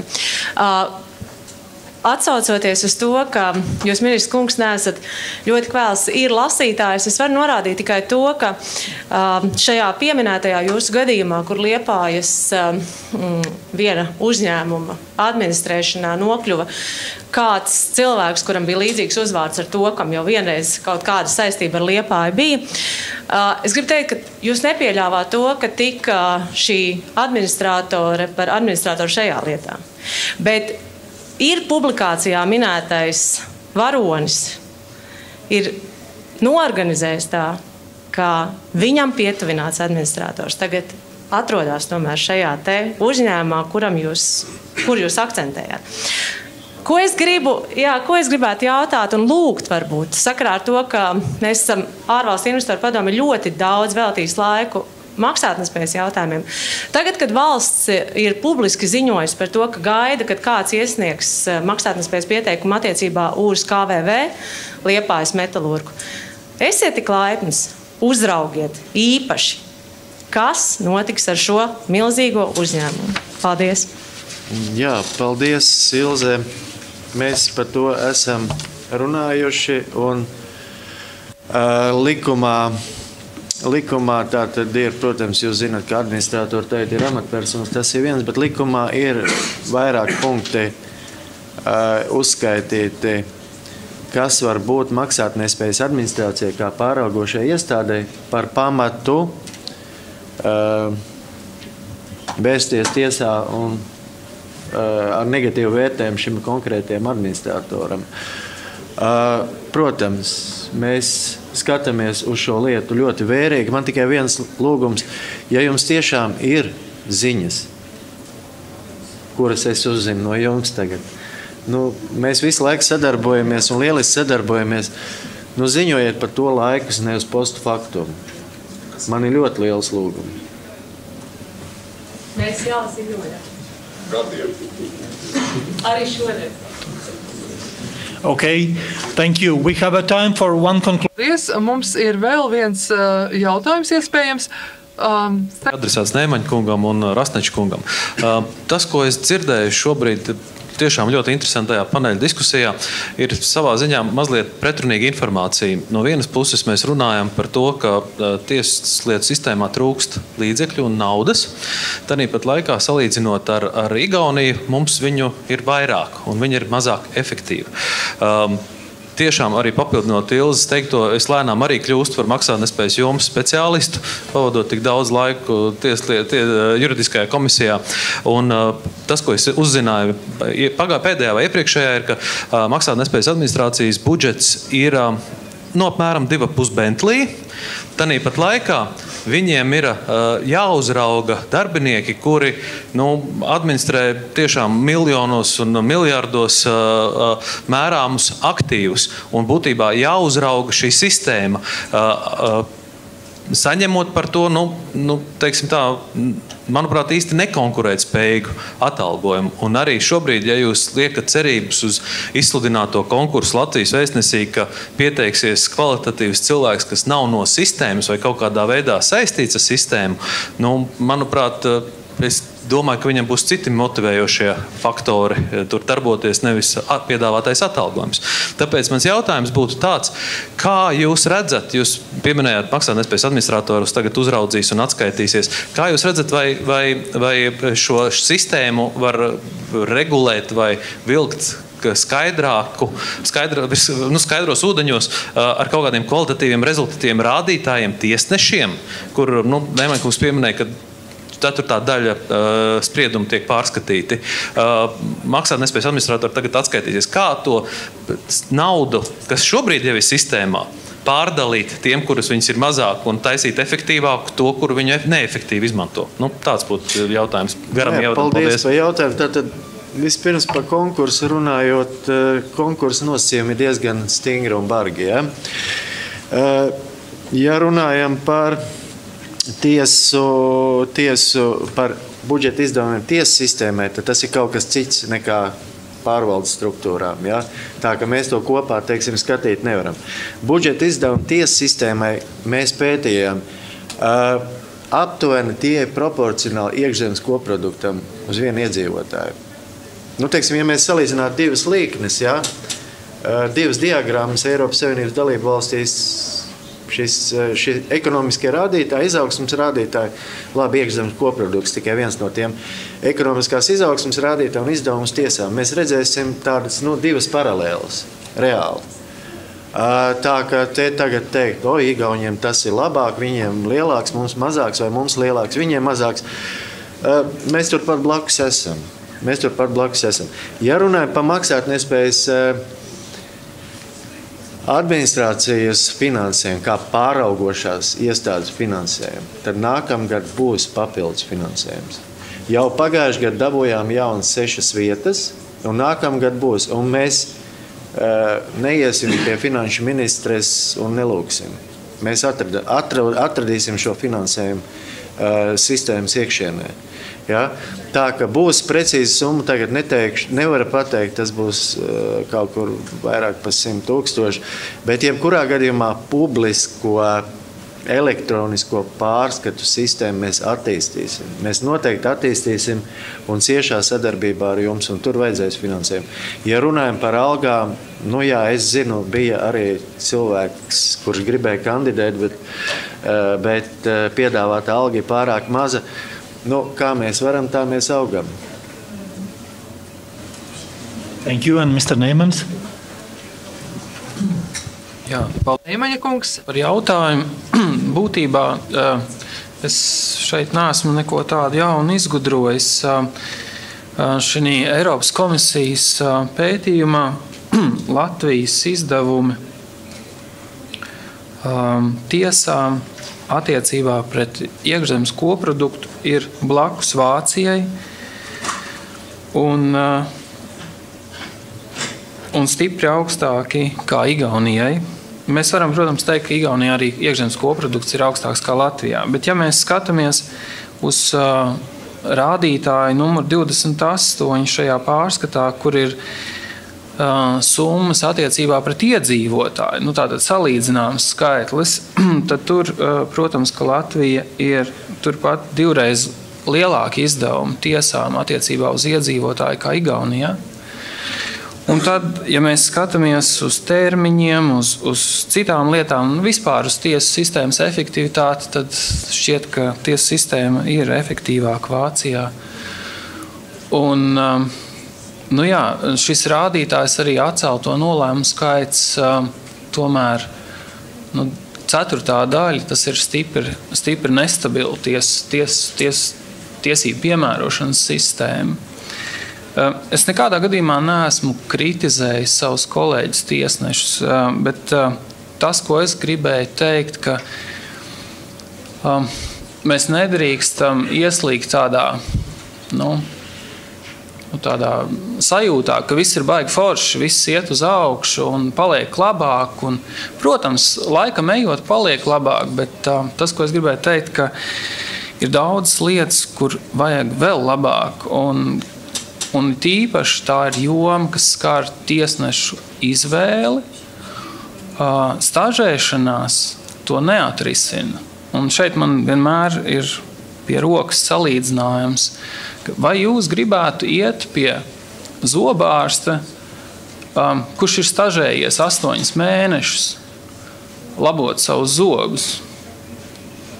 Vai jūs tomēr gribētu iet pie tāda, kurš ir ilgstoši darbojas šajā profesijā, un pie tam iet ar sarežģītu lietu, piemēram, ar protezēšanu, nevis ar vienkāršu caurumu aizlāpīšanu? Un tad, protams, ka šeit ir izvēle par labu tam, ka mēs ietu pie tāda speciālista, kurš ir ilgstoši novērots savā praksē, kurš ir ilgstoši darbojies.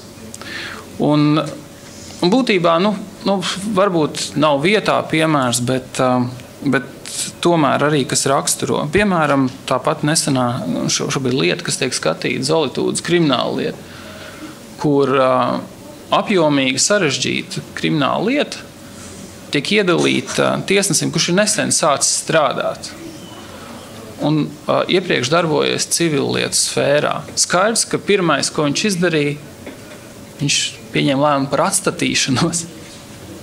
Jūs to zinat. Pēc tam, kad tiesas priekšsēdētājs viņam administratīvi norādīja, paga, tā nedari, viņš tad paņēma laikam atpakaļ, jo viņš šobrīd skata to lietu. Un tas norāda to, ka dalot lietas arī šobrīd, teiksim, jaunajiem tiesnešiem, kuri ir nesen sākuši strādāt tiesas sistēmā, tiek iedots arī tādas lietas, kas ir komplekses, kas ir, var redzēt, ka tās ir komplekses priekš viņiem. Un ja būtu tāda ilgstošāks darbs, pie tam tas, kurš motivē tiesnešu palīgus ilgstoši, kas strādā tiesas sistēmā, tad visa sabiedrība tikai no tā iegūtu. Paldies. Thank you very much. Liels paldies.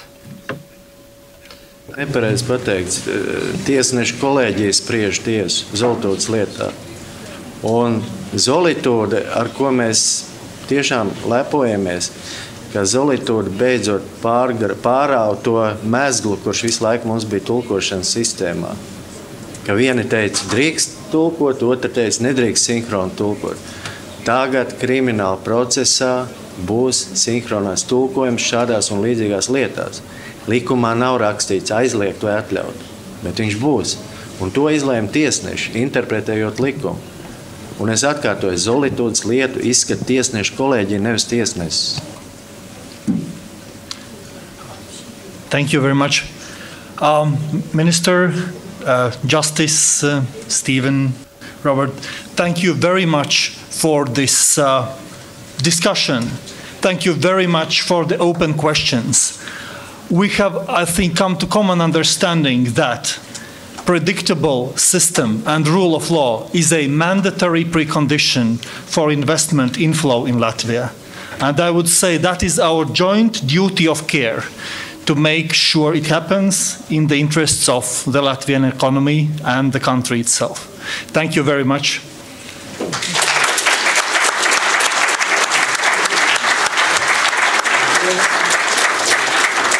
Please sit down so we can start the second panel. Coffee break will be after this panel. So it's very difficult to be in a panel between us and coffee break. So I hope that at least we'll manage in time. Therefore, I will start by showing, I hope, an example of being relatively brief with the introduction, and then giving the opportunity to the panelists to express their opinions. Hello once again. My name is Kaspars Kalniņš, and I have had an honor to be in charge of the labor market working group at FICIL for the last year. And when we started preparations for this High Council this year, and I was asked the question, so we shall now report on what the progress has been, then the feeling was that it's kind of a déjà vu. Of course, we shall talk about positive things, and there are incremental improvements in some areas, but overall the situation does not seem to be very optimistic. I am optimistic as a person. Those of you who know me would agree with that, I hope.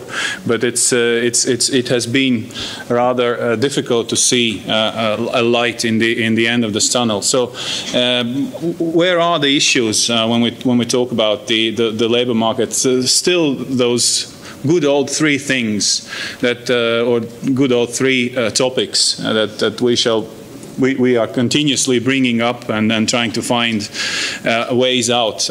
Number one is availability, or actually shortage of a labor force, and there are of course many drivers to this issue: the shrinking population, emigration, structural unemployment, and related issues. We need to talk about the extension of the productive working life. So this probably goes in line with the topics related to healthcare and social system reforms. We shall be thinking on how to include those social groups that are currently excluded from the actual labor market. I mean, disabled people, young mothers, and groups alike. So I think this is also a topic that we need to cover and discuss, not here but overall.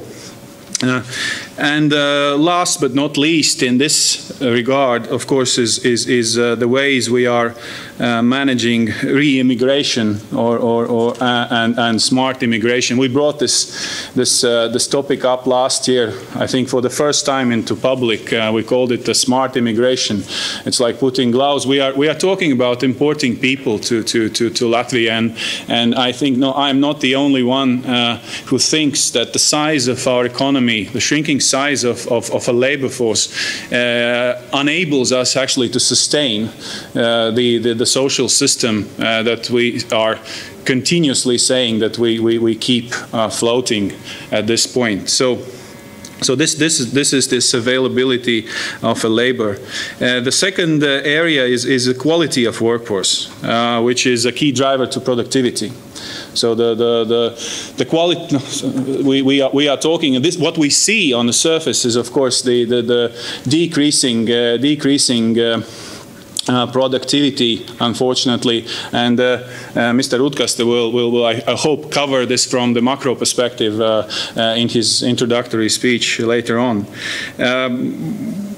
And of course, the main area of discussion is about the education system, and both academic education, basic education, academic education, and vocational education. So and lifelong education, if you please. So this definitely keeps being a topic. There are some signs, and as I said, some incremental changes, some improvements we see with the reforms in the education system, but of course it will bear its fruit only after quite substantial amounts of time. So hopefully we are on the right road, but of course we need to do much more, and probably much more intensively in this regard. And finally, this is the regulatory environment. Not only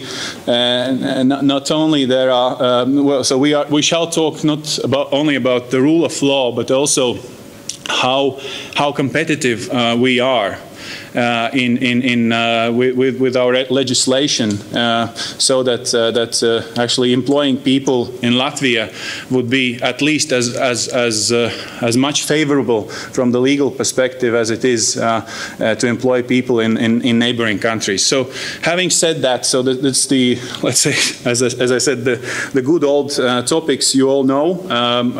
So not much has changed, but maybe there are some things that are happening, which I hope today's panel will discuss and uncover. And I'm very pleased and honored to introduce the panelists. So we have Ārvalstu Ašrādens, Deputy Prime Minister and Minister of Economics. We have Mrs. Baiba Rubas, the Chairperson of the Board of RB Baltic. Of RB Rail, sorry. Yeah, so it's okay. It's well, substantially bigger business, but Mr. Uldis Utkaste, Head of Monetary Policy Department from Bank of Latvia, and finally Valds Ābols, who's the board member of FICIL and also a board member of GlaxoSmithKline Latvia. So I'm very happy, and we shall start as there is already a tradition. We start with the minister. So, yes, please. The floor is yours. 10 minutes. 7 minutes. Who wants to go last? Or you want to be the last one? I would like to be last. Yes. That's what you yesterday promised me, to be last. No, I told you will be.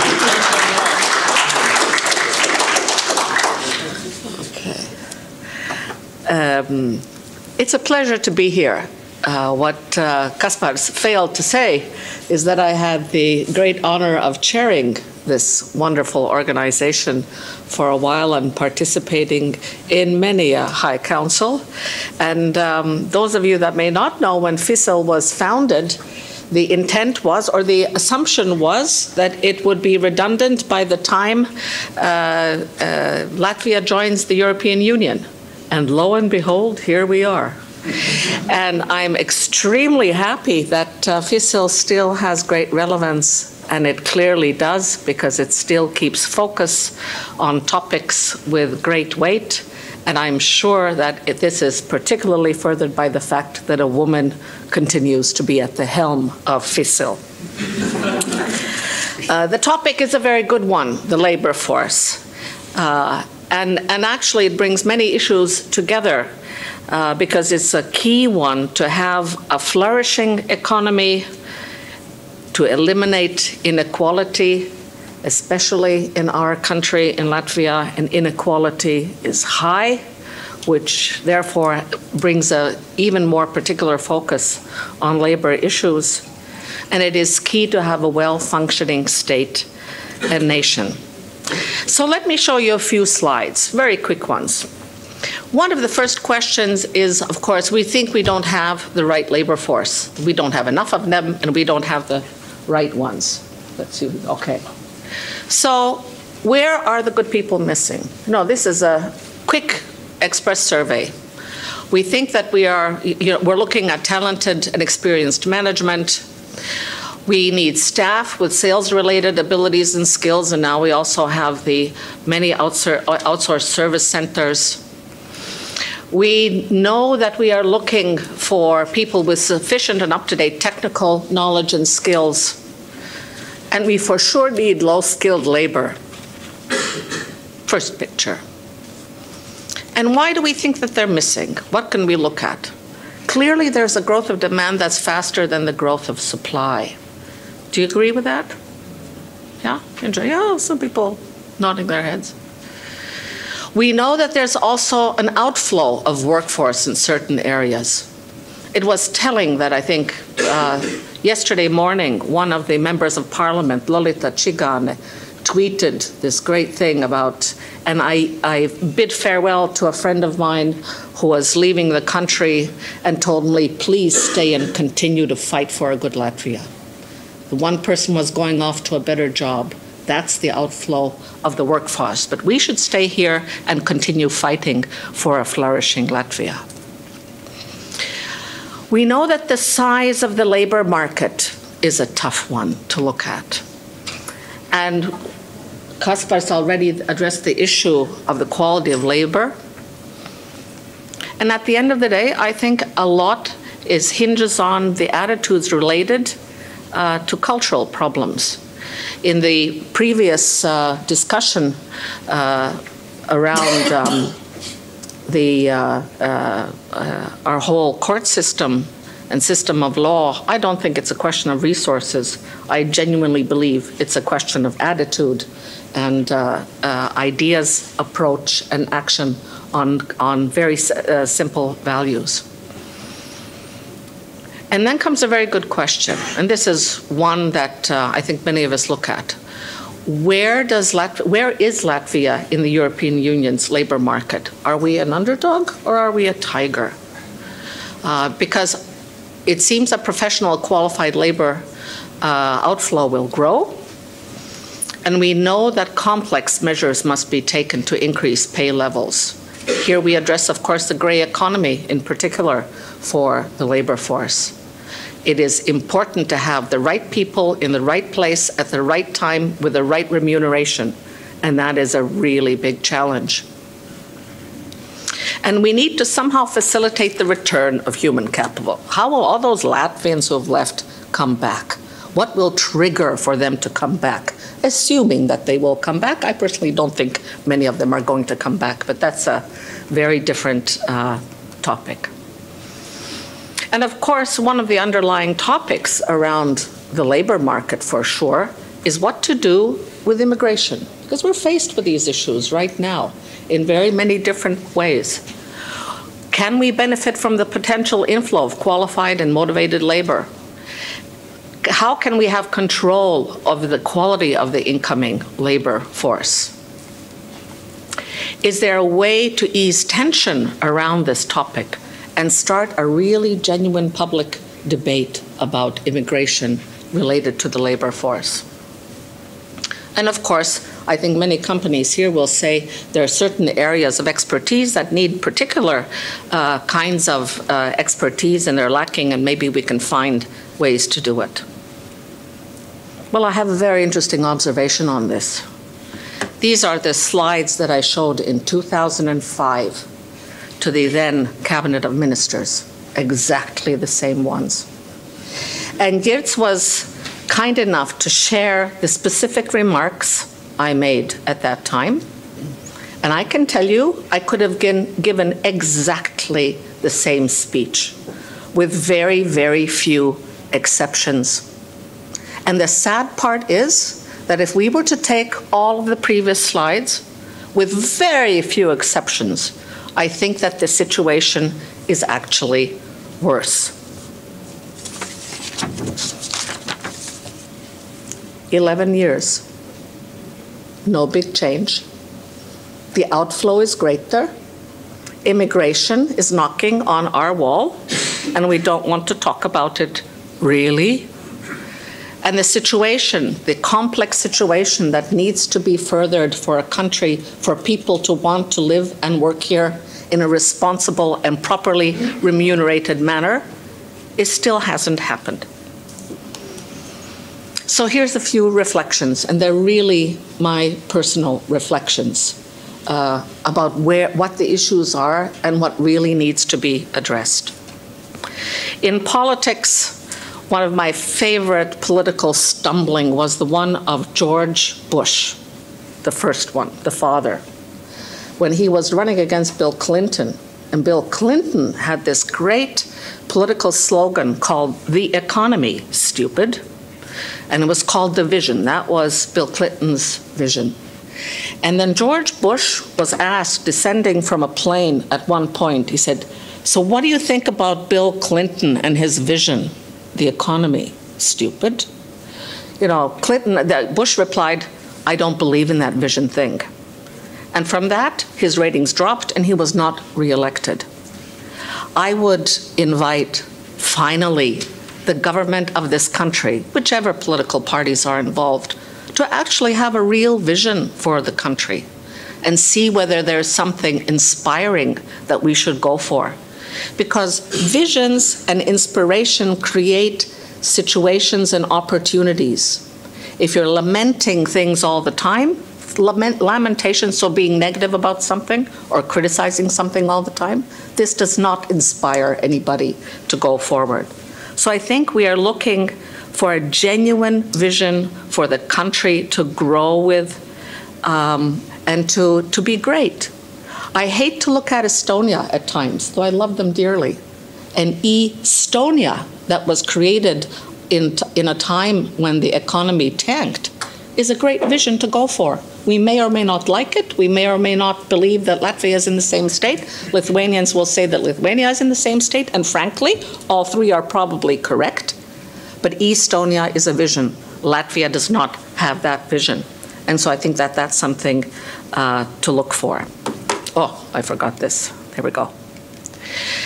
Second big issue is, can we face demographic issues in the country and act on them? And to a large extent, there are the previous slides. I genuinely believe that the great percentage of human capital, as we call it, our own people, is likely to return. I think at best it could be 10%. And if they come here, what are they going to do here? My own experience at quote-unquote coming back, not even coming to, but coming back a few years ago, was very interesting because actually nobody wants my expertise, really, and certainly doesn't want to pay for it, even now. And when people hear, and I will not get into great details, but people abroad who would like to come and work even for the Great Rail Baltica project and hear what I'm being paid and what the different salaries that are being offered are being paid for very significant positions, they're rather surprised. And it is not an incentive for our really great human capital to come back because the illustration is not very good. So, you know, that's one large part of the human capital question. And therefore, we know that many people will not return. We know that our inverted pyramid is really high. We have very many old people. And therefore, where are we going to get the labor from? Just statistically. And I'm sure that somebody else here will address these issues. But the second one is, I think, about ourselves and, frankly, Eastern Europeans having to start to make very unpopular choices, for better or for worse. And my husband and I have daily discussions around this when we watch the news. And that is that we have a huge wave of refugees coming in. Like it or not, we will have those refugees coming in. There's no empty place out there somewhere, you know? They're coming in here.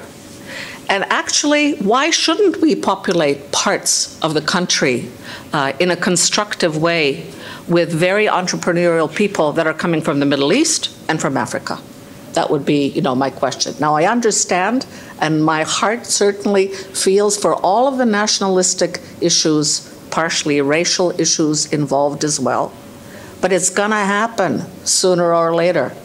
So question is, how do we embrace that fact and make it work for us? Other countries, other cities have. In Europe, North America is different, I know that.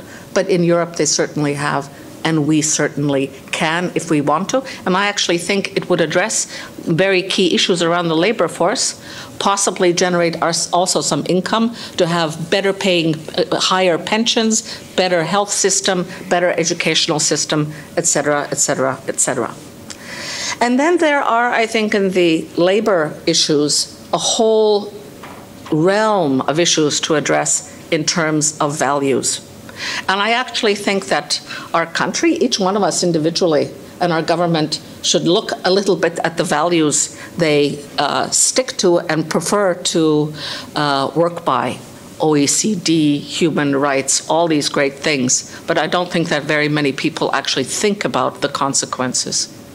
If we were actually to go by all of the different agreements we've signed, and very many people in this room and the ones watching, actually looking at issues of transparency, accountability, value for money, et cetera, then we would not have such a gray economy, not only in salaries, probably also still in excise goods. I don't know that. I remember what it was like when I led Statoil. I don't think it has diminished much. Certainly not in the construction industry, but construction industry is very particular around the world. So when will we start living by the true values that we think that we're going to be living by? And I can tell you, once you start actually acting on it, you can make money in your own business and in your own budgets. Just thoughts. So last but not least, this is the very same slide that I showed in 2005 to end the presentation with, that it is much more difficult to get skilled labor in a knowledge society than capital. In RB Rail alone, the skilled knowledge that is necessary is not only in the 3 countries, that I know, and very difficult conversations in all 3 countries about having any foreigners on board, let alone, the locals, so to speak. On top of that, when the Riga train station will be rebuilt, the estimation is that you will need 5,000 construction workers, approximately, just for that project over a several-year period, when there will be many other constructions going on. We don't have that kind of a labor force. We don't have it. So you will have to take people on board and pay them fairly, most likely. How are we going to do that? And I can talk about very practical issues all the way through. Thank you very much for your attention. This is just to set off the discussion.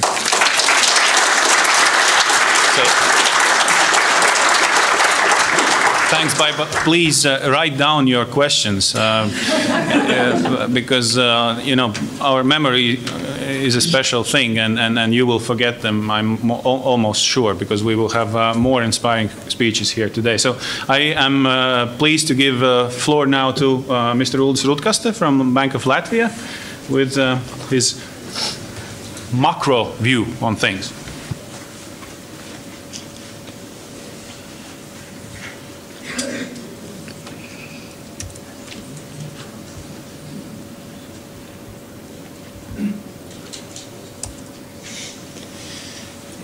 Yes, thank you, and good afternoon, ladies and gentlemen. As you see, I shall join previous speakers by saying that it's déjà vu all over again. And to be honest, we did not coordinate our messages among panelists, so it's my view, and it appears that it's also view of other panelists.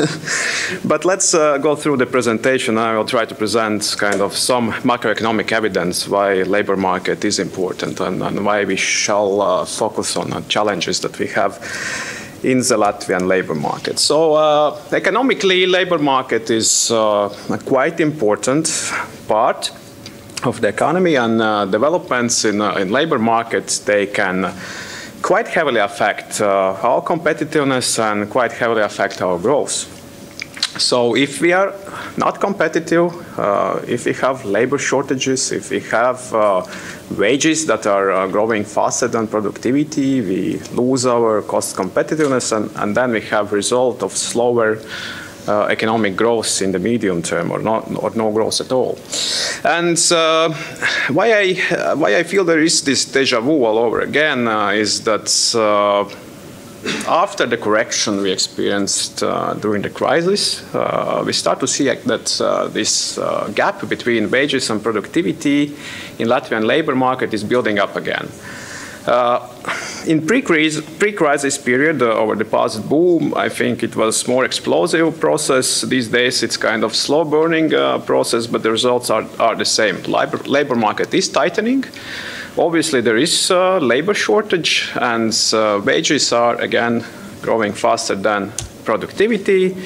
We can see it from this graph. We can see it from wage bill decomposition, which initially was driven more by employment gains. These days, it's driven by wage increases, and wage increases above productivity growth. So, and that's a problem. That's a problem, first of all, from competitiveness perspective. We see already that our export market share is kind of has turned down, and which is obviously a sign of worsening cost competitiveness. And sooner or later, I mean, this would result in slowdown of economic activity. And as Dirks already mentioned in the beginning of this discussion, that I mean, growth is already quite moderate.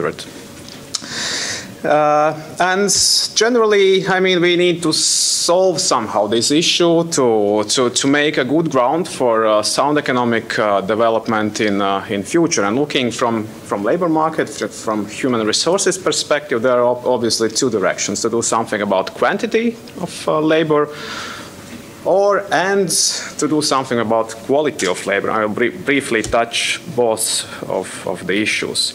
When it comes to quantity, there are obviously a number of areas we can look into, and the one is unemployment, and our calculations, and not only our calculations, but also calculations by other institutions, point that so-called structural or natural rate of unemployment in Latvia is high, and it stays high for a long time period. I have here one decade on the chart, but if you look even more back into the future, you would see that natural rate of unemployment used to be high over previous years as well.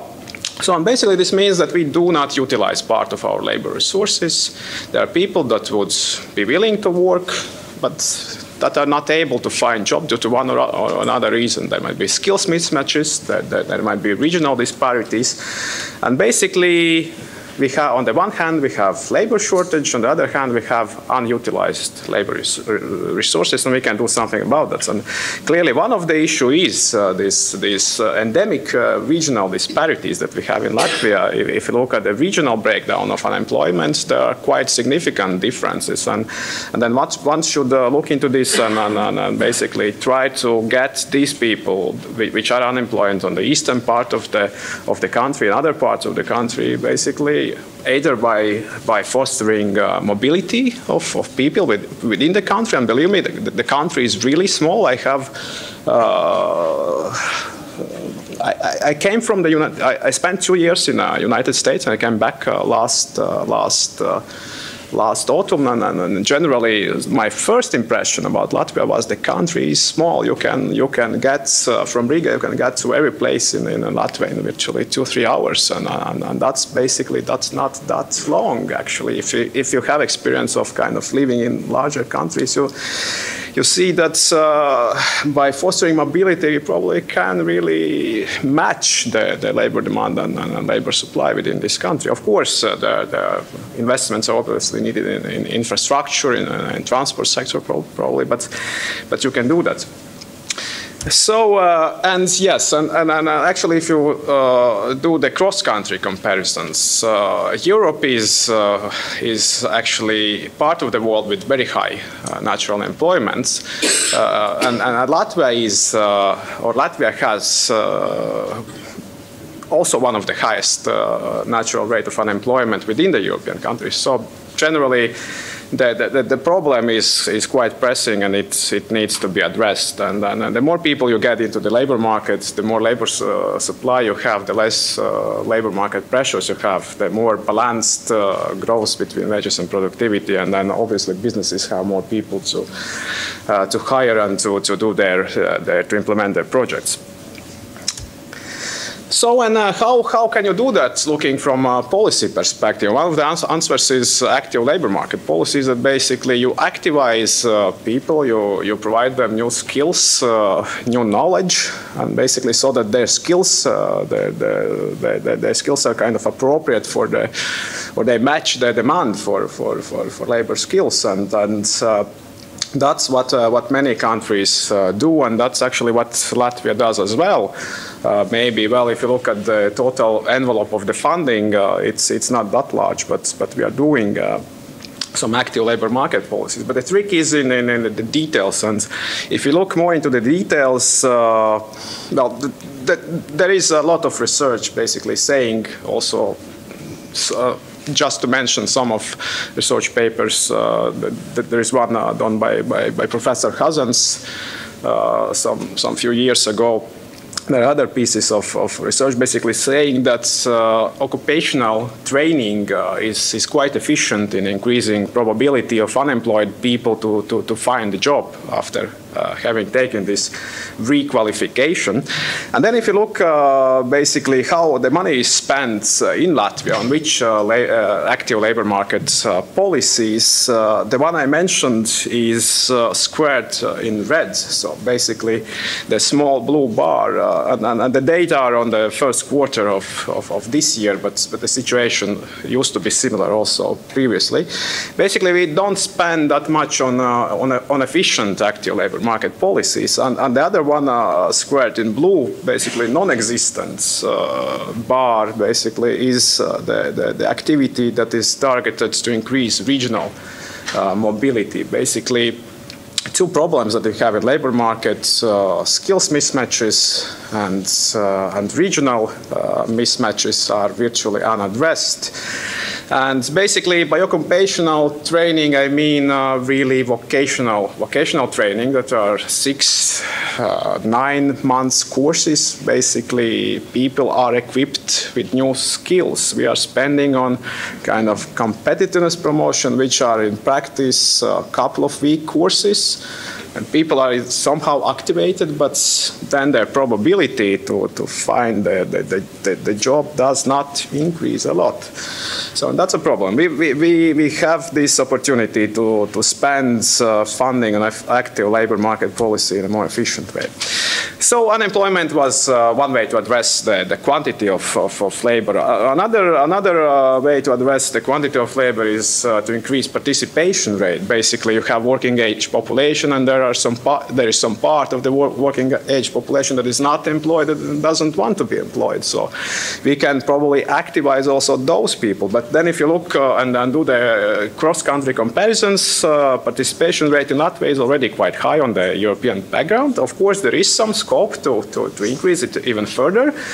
And basically also taking into account that the rate in Latvia is quite high also because of the demographic factors. We had this good luck that basically population cohorts that tends to be more active in the labor market, their share in total population increased, and it has peaked already now, and further on it's going to decrease. So basically, participation rate, if left unattended, basically is likely to go down in the future. So there is some scope to direct policy also to activize population. To activize population, to look for the employment opportunities. However, to work productively, one needs to be in a good shape. And actually, if you look at the status of health of our society, the picture is quite dramatic. And if you do the cross-country comparisons, you see that healthy life years in Latvia are the lowest in the European Union, well below the EU average and really well below the EU leaders. And moreover, or even more, the access to healthcare in Latvia is, to put it mildly, quite problematic. And we are leaders in Europe in terms of the least accessible healthcare system in the country. So I believe Waltz would probably touch this in more detail. You probably also have heard that the Bank of Latvia position. We are suggesting to basically address healthcare funding by introducing managed competition through mandatory health insurance, basically tackling two problems that we have in the healthcare system, insufficient funding and insufficient allocation of funding, or insufficient efficiency of the healthcare system. But generally, the issue is broader. It's not about only the activation of the people. You can activate the people, but if we have bad health conditions, basically we are unable to work. And health is also a quite important part of the labor market. And then another tool or another area that had been already mentioned before, it's migration policy and basically left alone demographics. Of course, demographics is the fourth area, but it's a more longer term policy, and I would not address demographics in this presentation. But migration policy is also an important tool to increase your labor resources in the country, and probably there is some scope to kind of allow some immigration in a targeted way, and basically to target for skills that are kind of that have the largest shortage in our labor market. So, and then a kind of horizontal issue is about incentives, and one area that can set incentives right is tax policy. And if you look at the labor taxation in Latvia, you can see that basically collection of labor taxes is quite low. If you look at the collected labor taxes as a fraction of GDP, Latvia is compared to other European countries, is lagging behind. So, and then some say that basically taxes are low in Latvia. But then if you look at the tax wedge, which is basically taxes that are faced by honest taxpayer. If you're a honest taxpayer and pay all the taxes you are obliged to pay by the existing regulation, then the tax wedge on labor is quite high, actually above the European Union average. And this basically this situation makes wrong incentives. Basically, it kind of motivates people who avoid paying taxes to do this also in the future, and then it also distorts competition within the market, and basically penalizes those who are honest taxpayers. And basically, if you look also on the distribution of tax burden after the recent changes of labor taxation, you can see that Latvia had become a leader or close to the leaders within the European Union when it comes to the tax burden on high income people, basically on the highest tax bracket.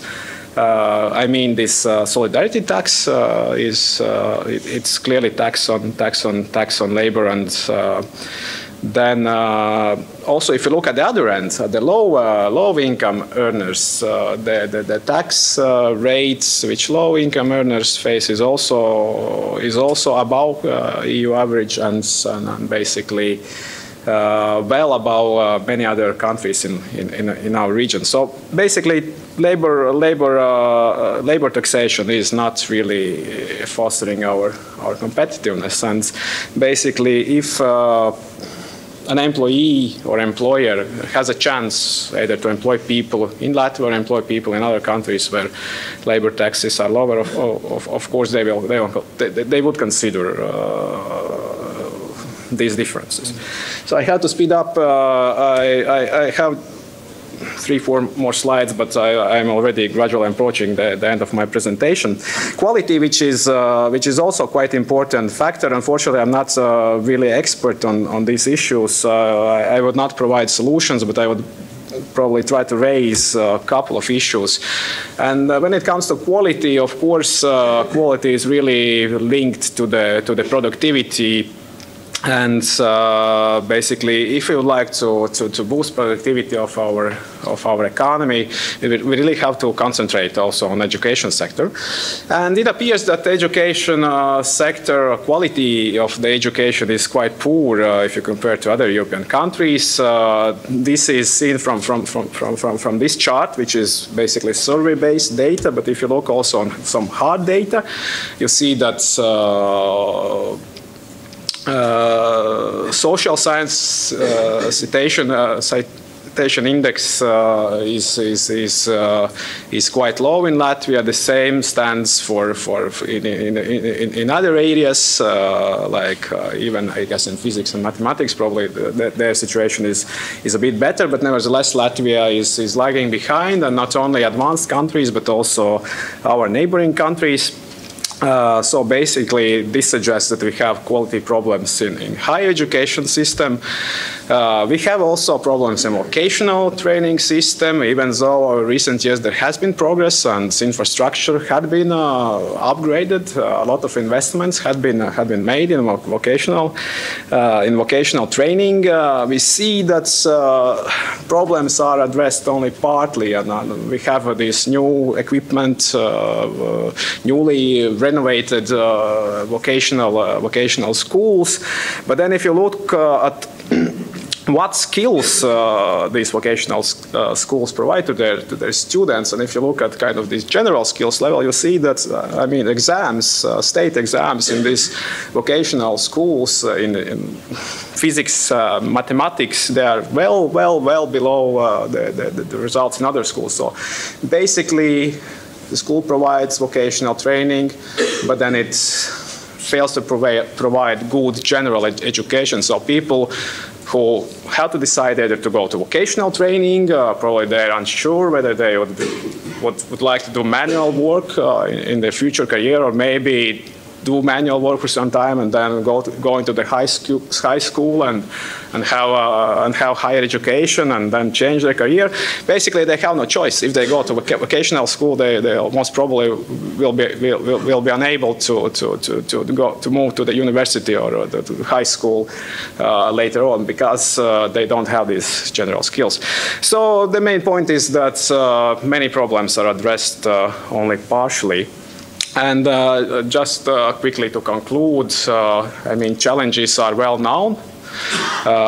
We have to address them. We have to implement policies to address them. We have to take systemic perspective and address really all the challenges, not only part of the challenges. Otherwise, it's kind of waste of resources. You invest in one thing, but that doesn't improve your situation at all.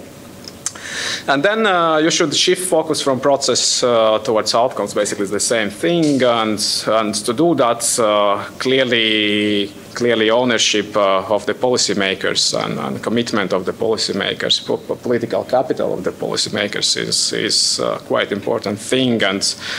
And I believe Minister would be willing to address this later on. I hope he gets more and more inspiration for his speech. So, thank you, Uldis.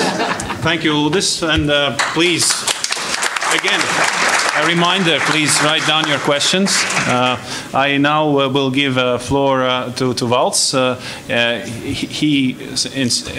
He will be sitting. He has a good excuse to that. Yeah, it's to avoid that your compassion drives some of your attention to my crutches. So I will remain seated. Okay, thanks, Kaspars. And I'm leading the health work group in FICIL, but I will reflect a little bit on behalf of the other work groups dealing with the labour topic. As you know, and as we heard today, the level of investment is going down, and usually investment is held back due to several reasons. Some of them are are a lack of innovation or innovation issues, then business environment or problems in the business environment, example legal, or supply and quality of the labor force. And that's exactly the topic of today's panel. And that was, in fact, vividly illustrated already last year when we had a sentiment survey. So that widening gap between the supply and demand was vividly shown there that, well, it is an issue, and it's a rising issue, and growing issue. Somebody said already about the declining Latvian working age population, so that's a quantity. Aldous mentioned the productivity as well, and well, there are different statistics. European Commission shows Latvian workforce productivity to be one of the lowest in Europe, and calls not just for employability, to increase employability per se, but really to enhance the human capital, and that being a crucial element to improve the competitiveness and productivity in Latvia.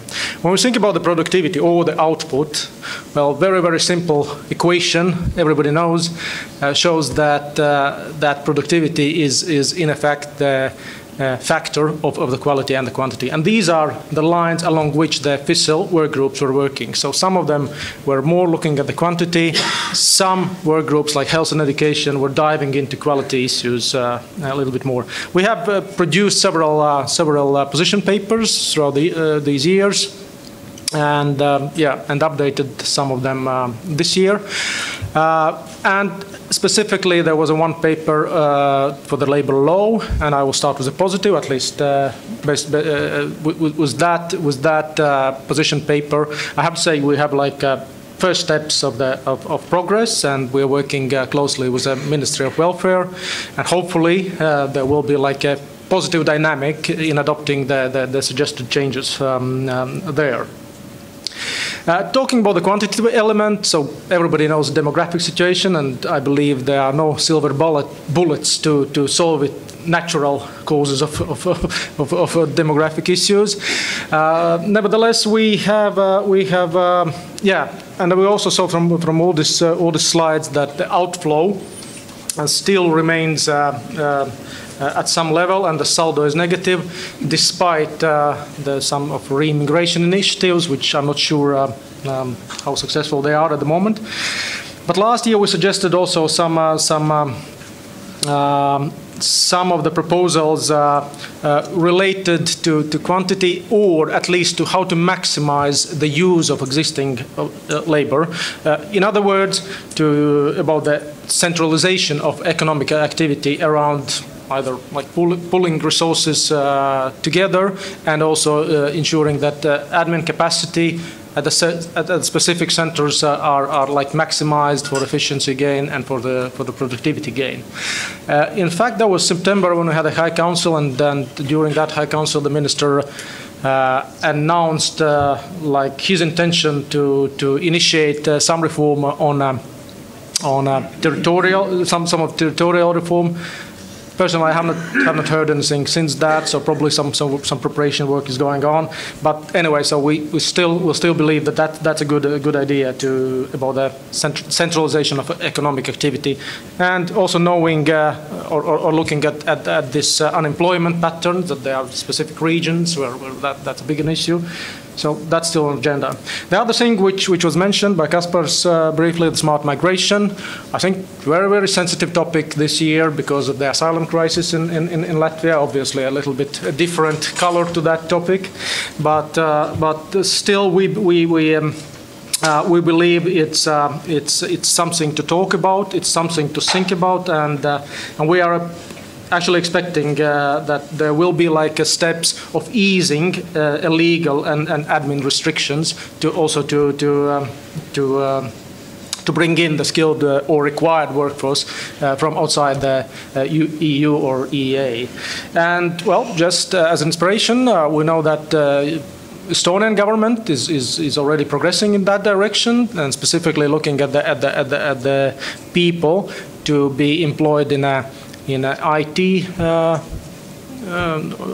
sphere or sector, or general technology startups.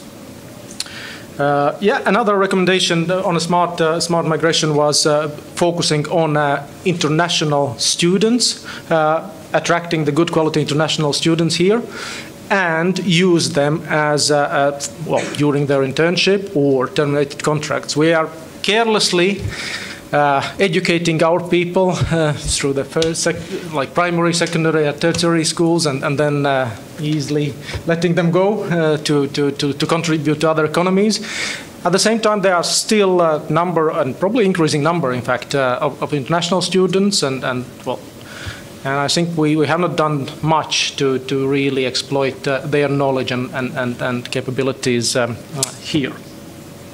Then moving to the quality component, knowledge and skills, as Kaspar's mentioned, and also the extension of productive life. So if we talk about the education, as OECD said, it believes that the economic growth rests in a supply of sufficiently skilled workforce. So, and that skill obviously comes from the school-based learning, but also from work-based or participatory learning, and these both of the topics are relevant for the FICIL, and we really applaud for initiation of reforms in education, but expect more, and expect also the tangible outcomes here.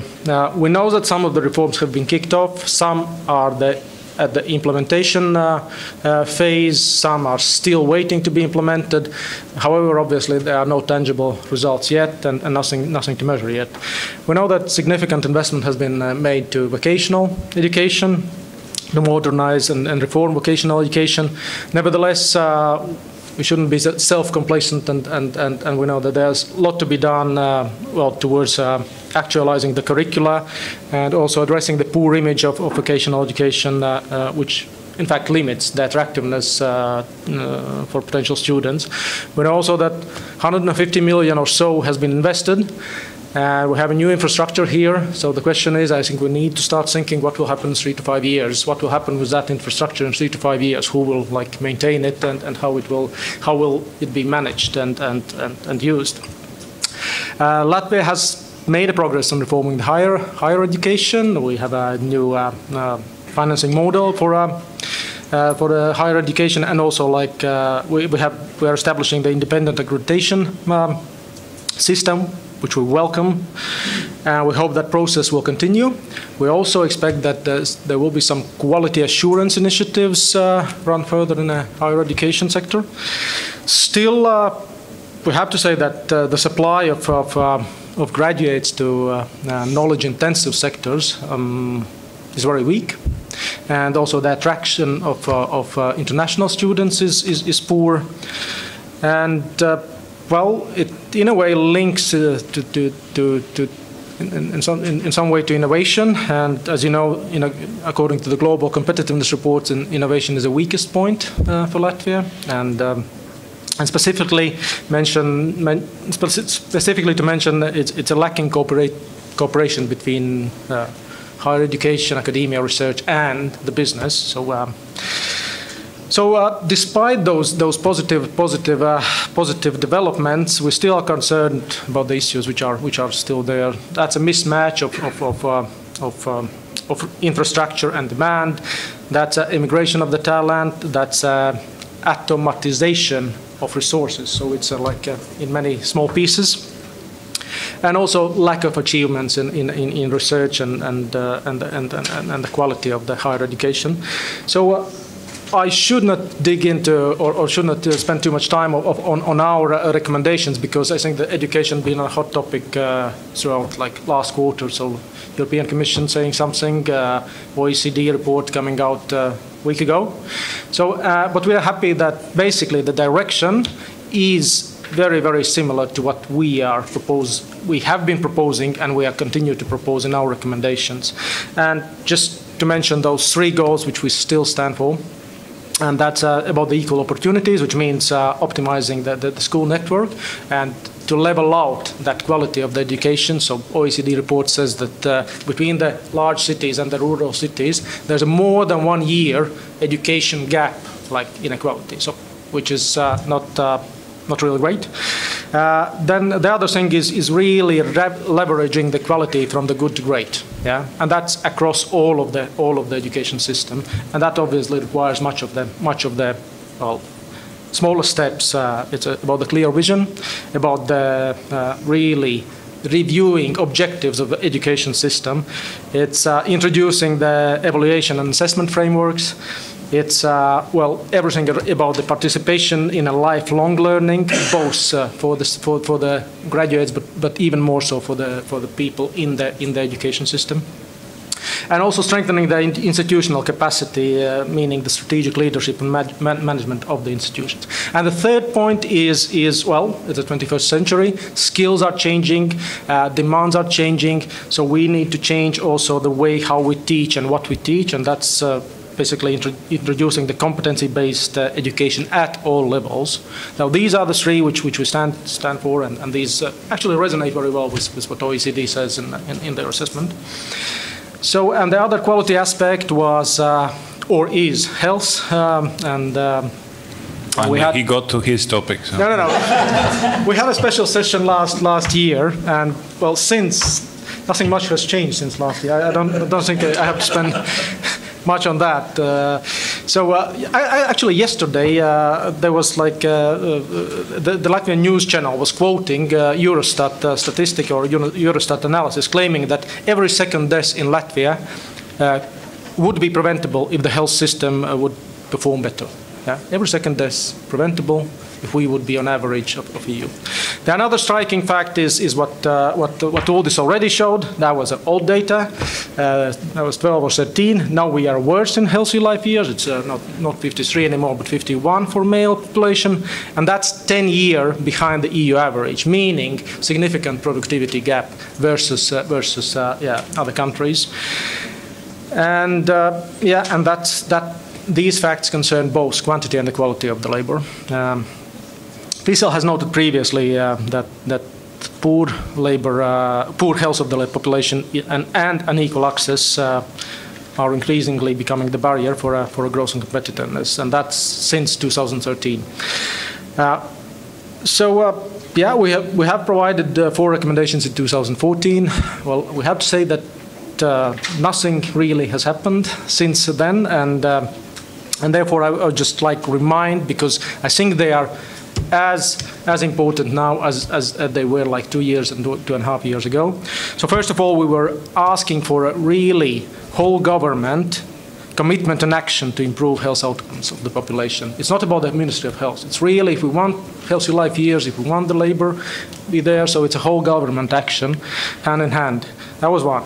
Then the next one was about the clear and transparent strategy for sustainable financing. We're talking now on sustainable financing. Nobody knows what will happen.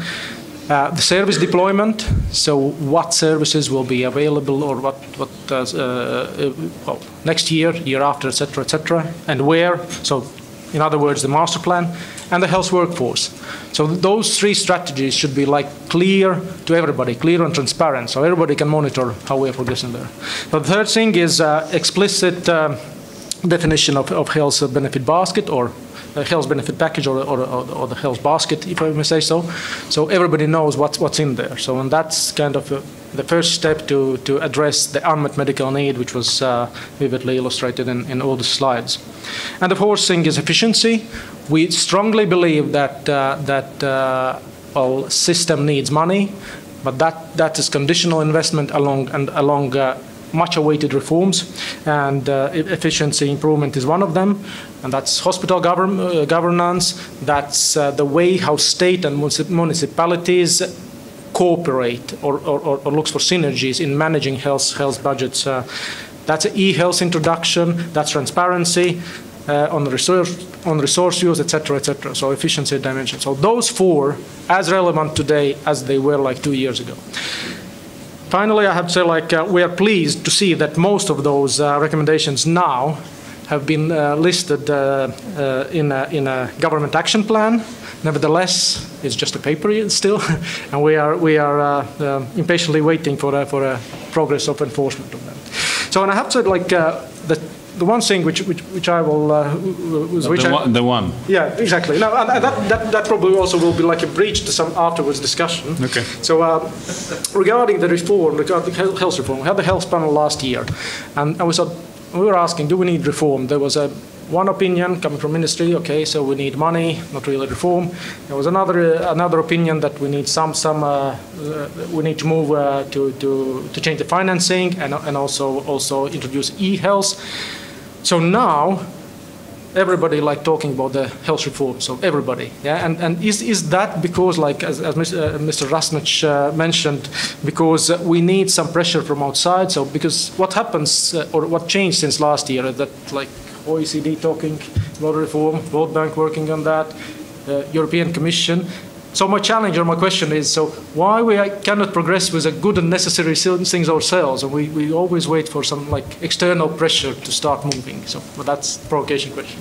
Thanks. Thank you, Wells. Well, now I don't know whether he chose this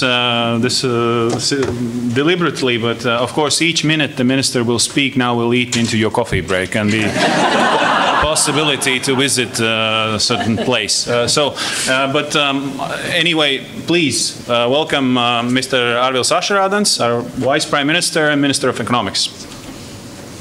Ladies and gentlemen, I'm very happy to be here today with this FICIL discussion, and Kaspars, I would like to say it is not very fair from your side. You have now 4 accusers and 1 defendant in this panel, and it's not an easy to answer all questions. But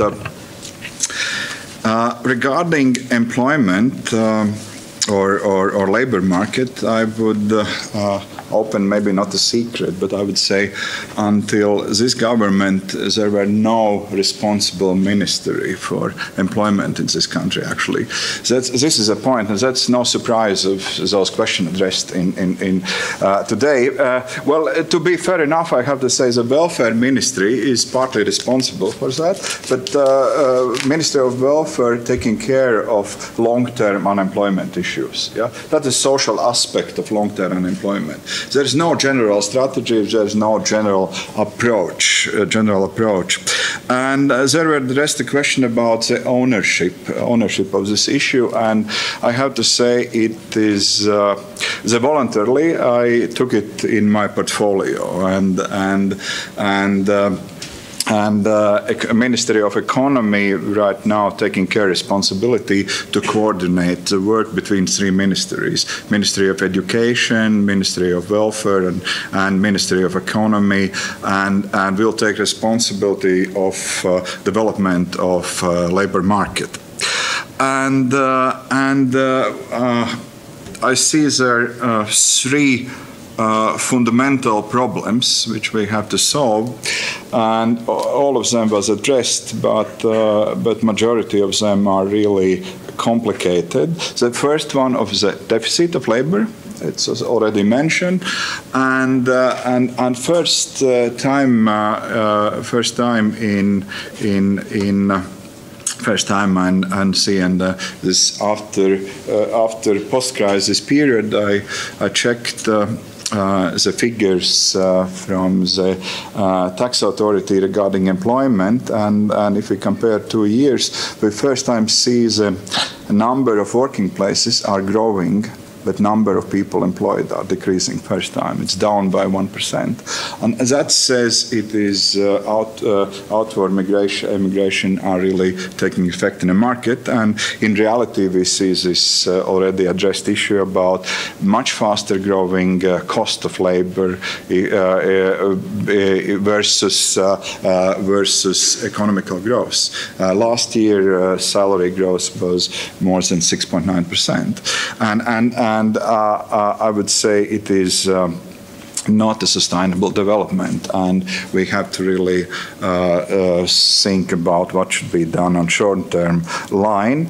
And of course, if we speak about deficits, that's an other deficit that is structural.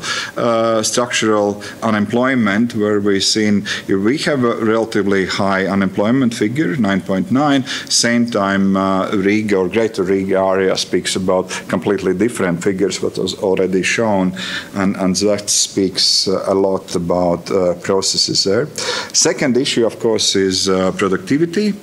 If we speak about productivity, then issue is if we speak in comparative prices, Latvian productivity is 40% from European average, and that tells a lot. And if we will not be able to tackle that, I would say the labor deficit in future will be bigger, and it is clear if there will be no successful development scenario, the trends will follow to outward migration of what it is so far. And last, of course, is the quality of labor. That was already addressed issue. And what at the moment is our main priorities there? There are three lines what we addressing in our work. One is changes in conventional education system. That's number one. And this already is discussed with Minister of Education. Ministry at the moment struggling with efficiency of system. And if we see in reality, if we look on the World Bank assumptions, OECD assumption, if we already has been speaking about system of wealth of healthcare, there is a deficit of money. It is if we speak about system of system of education, it is our financed. If we speak in relative terms of cost relative to GDP, and of course it's right now is a big question is about how to make it more efficient, but there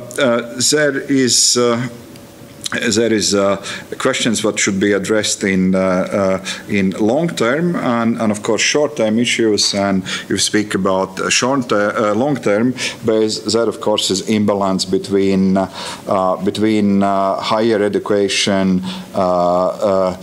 supply and real market demand. We see there is deficit in STEM professions in 2020 is more than 14,000, and oversupply in humanitarian is 17,000.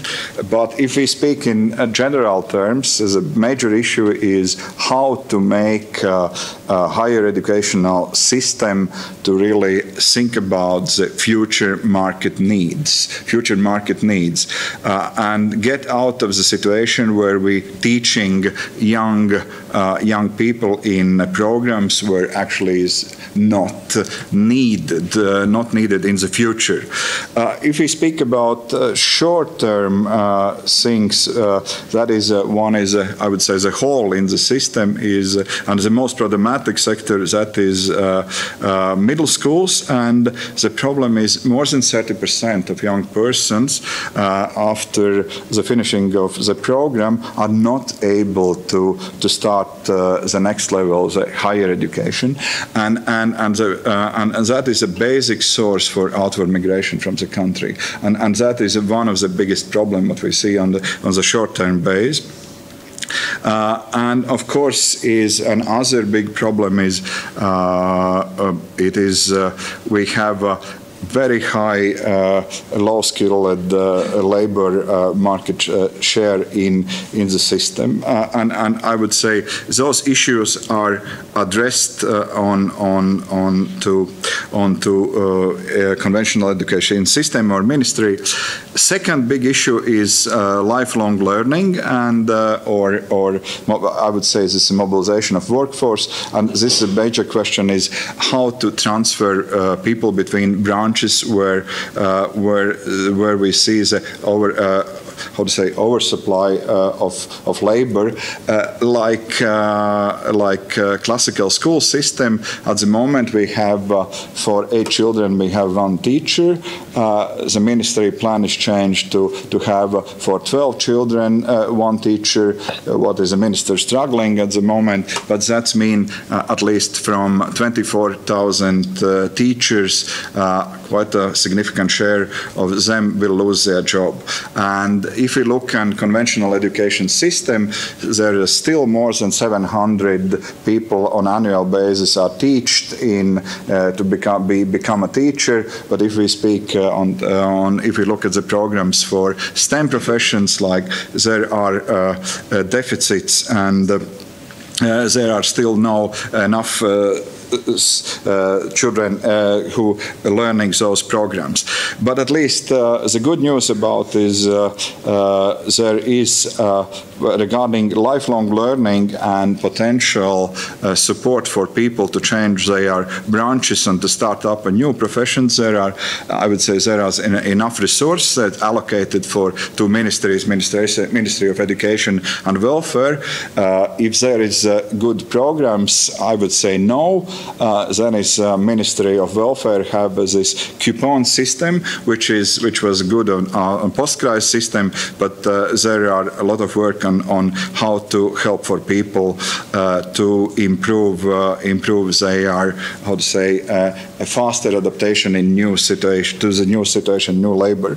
At last one is question was already addressed, sir. That is a smart immigration issue, and there are 2 dimensions. One is we do a lot to support the startup ecosystem, and of course those people are really demanding access to the labor, whatever from the world it could be. They need 2 people from Pakistan, they need 7 from India, and maybe 5 programmers from Belarus, and they are not able to wait for 2 months application and ask if somebody from Latvian citizens are accepted or not accept the position.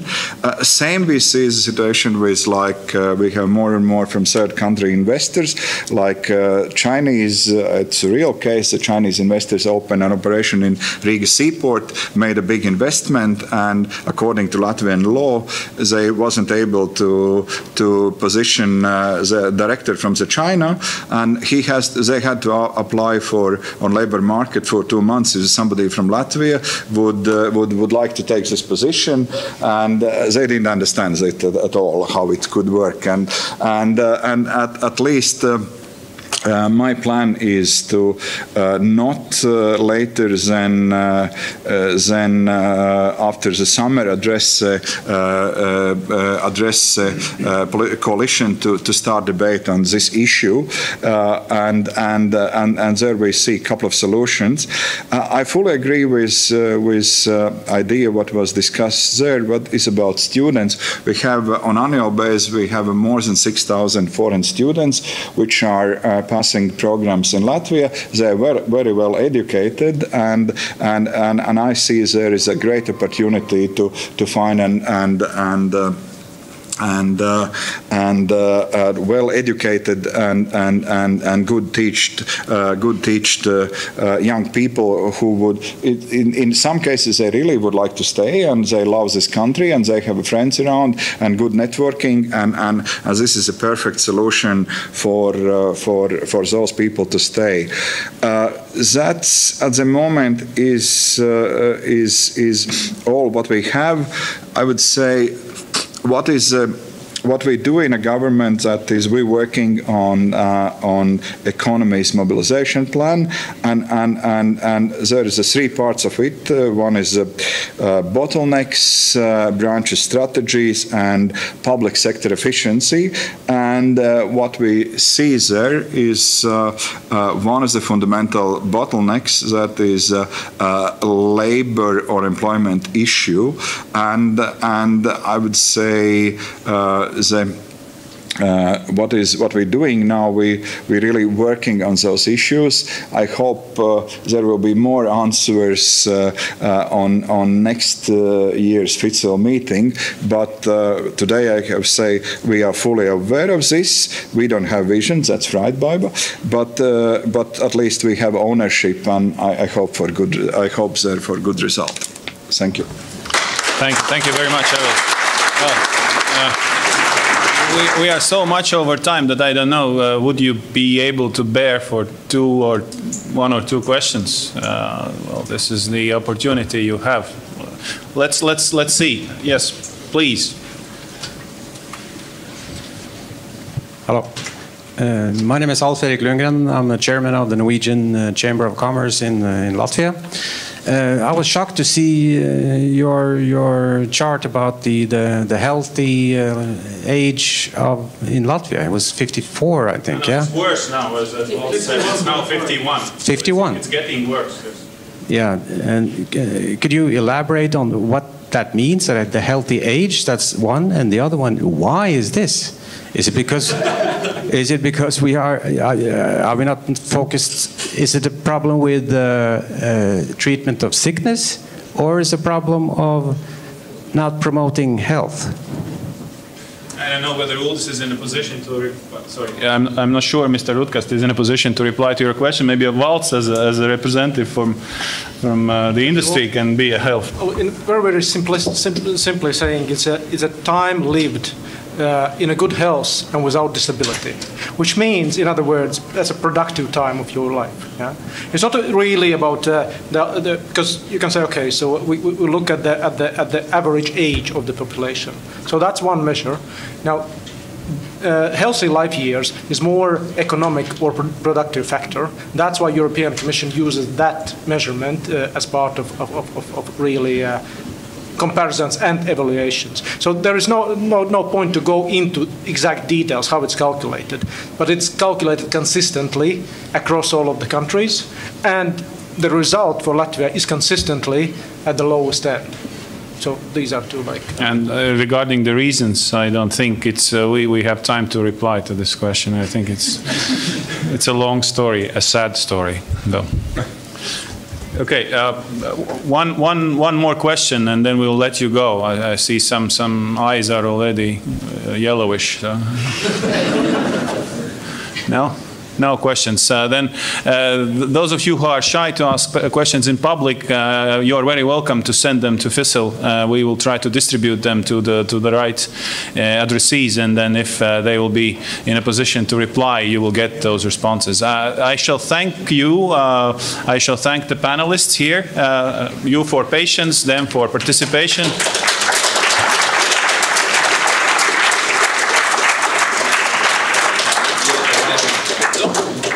Let us start. I know that we are already late, but we will try.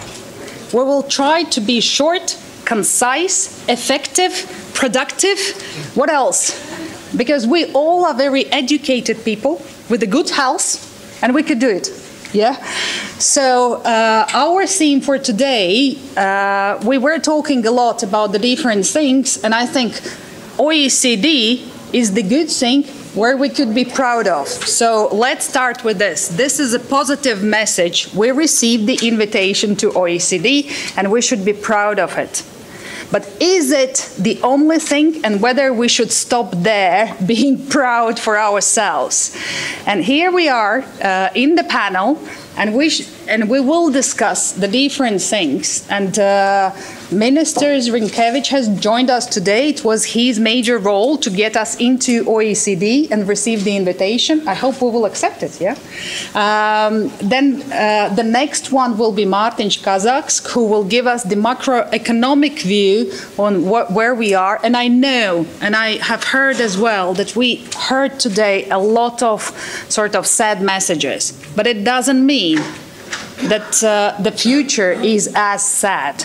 So we are in the crisis position. Usually the crisis, after the crisis, something positive is coming out. So maybe we need to cut this, make a surgery finally, and be in the positive. Then we will have Daiga, from Nasdaq Riga. She will give us the perspective from capital market and stock exchange and state-owned companies governance, because this is an important one of the important topic. And finally, we will have Norbert, who will talk about the investor's perspective. What does it mean for him, OECD, being there or not being there? Is it changing anything? And his view on his expectations as well.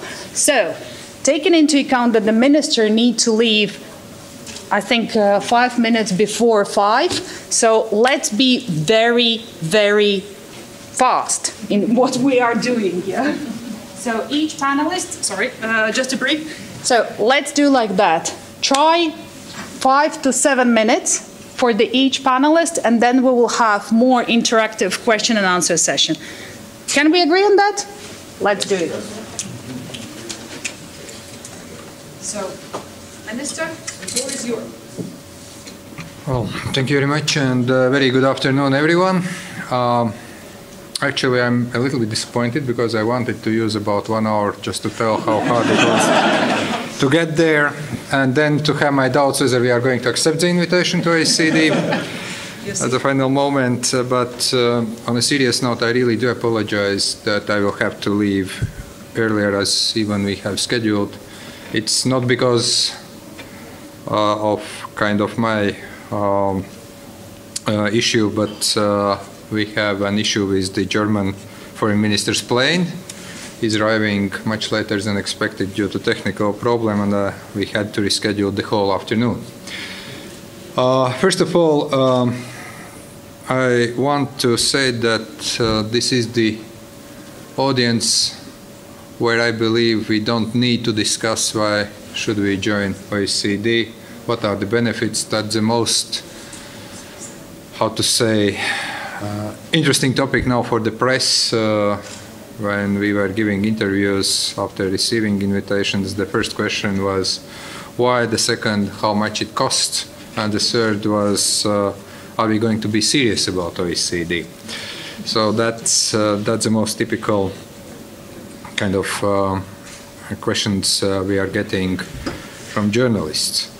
I want to first of all thank FICIL for being one of the staunchest supporters in the process of reforming our, let's say, state-owned enterprises, addressing issues that are and that were relevant when we were undergoing the whole accession process, closing 21 chapter with OECD. Now when we are about to sign the accession treaty next week on the 2nd of June, and then hopefully ratified by end of June, by the end of the current session of the Parliament, all the necessary treaties, I think that it is very important to outline 3 major issues. The first issue, we have been already undergoing some reform process that I believe is very relevant for the development of our country. The first was the state-owned enterprises, especially reintroduction of boards. While it took quite time to convince some of our political parties in the parliament, some coalition partners, that we really need to go back to boards in state-owned enterprises, but this time it's not going to be the old-fashioned way when every political party had its own representative. This time it has to be really the criteria-based, also merits-based, let's say, selection process. I think that this is the reform that is going to play quite a positive role. Having said that, I'm also quite aware that it's not about great legislation being passed, actually it's about legislation being implemented. We have already first decisions taken. The first boards have been established, notably Riga Airport, some others soon to be followed. Second, I think that it has been very instrumental to address financial sector, our banking sector. I think that money laundering issues of, let's say, money that has been transferred through Latvian banks and where we have some doubts that our relevant authorities have been working, in my mind, quite efficiently in last months. And I do believe I have spoken with the head of the central bank as well as the head of financial regulator that this process is also going to continue. Not only because OECD wants it, not only because this is an issue of reputation, but also because we consider this as the issue of national security. Under current situation, we don't want to see the money coming from very doubtful source to influence also Latvian political life. And here, more to come. Actually, as we speak, I've read news that there is now also the fine which is going to be imposed against another bank, sorry for banks, but it's Aizkrauklis Bank. And I think that's also for a very good reason. I don't want to see this country anymore being association with stolen money from Moldova or with dirty money from Russia or anything else. I think this is somewhere, but it took us a little bit time. It took us a little bit cleaning up also some of our regulators, but I think for good. And the third, I think that also the information exchange on taxation, especially the conventions signed and ratified, as well as issues that are related to the fight against bribery, still have to bear the fruit. Having said that, as I was asked by one journalist yesterday, whether that means that after signing the OECD treaty we are going to wake up next day in the bright and sunny future with totally different country. Of course not. I think that OECD is another good instrument that if we use it in the right way, we can really advance reforms in such sectors as education, in such sectors as health, but it's in our hands. That's one. And second, we can really tackle some of issues if again we use all the toolbox we have been provided also by membership in this organization. Well, with some kind of disappointment, I'm skipping the great story how we were doing well in accession process. I will skip all the prizes which I reserved to myself and the government, and I will immediately pass to critics who will say that everything is bad again, and it will get you in the most depressive mood. I was told was sometimes, as you also said, was sometimes governing this room in the earlier sessions. Thank you. Thank you very much.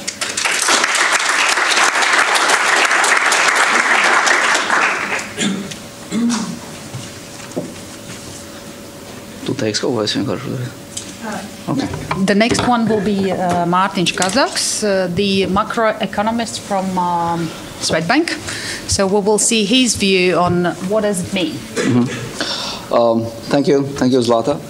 Thank you, audience. I'm going to be quite brief, and being an economist, I think it's nice to have some fun. So I see your point. In a way, most of you, well, all of you, are investors into Latvia. So the more dire you make the story, the less competition you will get. You know. So also it could be some fun just to say that this is very bad. But to be kind of on a balanced view, I would say that of course it is not extremely bad, but it certainly can be much, much better. It can certainly be much better, and we can make it much better. Is OECD okay? Is that a good choice? I would say yes, certainly.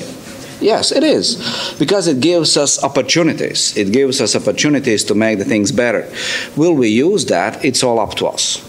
Okay, so no guarantees attached to that, and it's all up to us. And then I will just come back to kind of 3 basic points in my talk about this, and I'm going to be using lots of picture language because I think it simply tells, more than anything else. And this is how the economy looks to me. Okay, so this is a business cycle. Okay, there are good years and there are bad years. Okay, and yes, if you take a look at the macro data, then we know that we are in a technical recession. Okay. Oh, sorry. Sorry. I'm bound to the microphone. You see, we are at that place, well, we are where the question mark is. So we are currently still growing, but it's all up to us to see what the growth is going to be and how long will it last. Okay, so the economy is cyclical. Now, unfortunately, we are hitting kind of a soft patch. And what does that mean?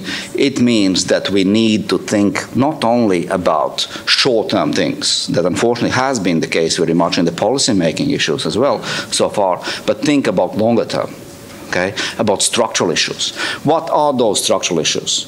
Well, there's nothing new. Okay, it's all the same. The bicycle has 2 wheels, and the wheels typically are kind of circles.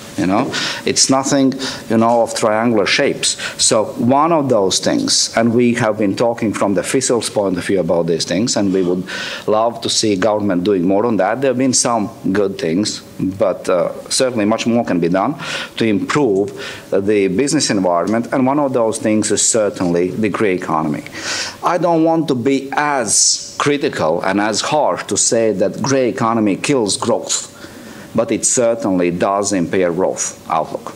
Okay? It kills productivity growth. It puts a glass ceiling on productivity growth. It reduces social benefit system. It, by and large, significantly impairs future growth. If we want to see this economy grow faster, in a more sustainable way, then we need to deal with those structural issues. And the grey economy is one of the things. And I'm very happy to see that we've seen some developments for the Inland Revenue Service. We've seen some issues along the way of the OECD membership, also with money laundering issues, what the minister just mentioned, which is all good for growth in the future. Okay, so let us think more of long-term issues. About short-term issues, there is nothing much that we can do as a small economy. If the global economy is weak, then we will suffer through exports. But we can make our life much, much more pleasant if fundamentally we are stronger. So the first point is we need to shift more towards longer-term perspective. The other thing is, if we take a look at the income convergence so far, I would say, well, so far so good. Not that bad, in fact. If you take a look at the Latvian dynamics there, the Latvian line is the green one. This is GDP per capita as percent of Germany. If you take a look at 95, 96, 20 years back, it was about a quarter of the German level. Now it's about half. Okay. Is that sufficient? I would say no. Okay. We need to do better than that. Can we make it? I don't know. Okay?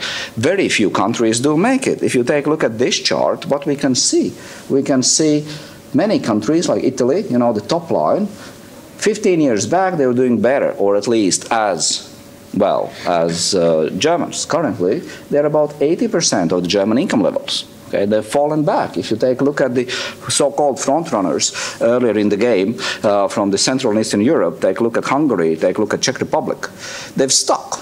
Okay, the last 10 years, no convergence. They've been growing, but they have been growing not as fast to catch up, okay, as needed. So let me conclude with this. The OECD membership, of course, will give opportunities, but will not give any guarantees. Okay?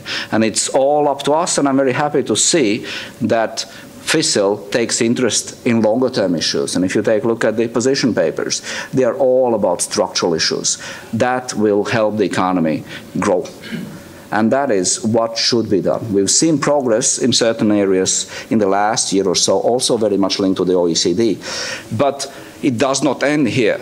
And I would even say the problem is, what is the next institution that we're going to join? There are no other institutions, so there is no external pressure. We joined the EU, we joined Euro area, we joined OECD, and all these were external pressures to improve the structural issues in the economy, the fundamentals. Going forward, it's only up to us. It's only to the civil society, up to the civil society. Okay, so guys, let's pull together and let's make life better. Thank you.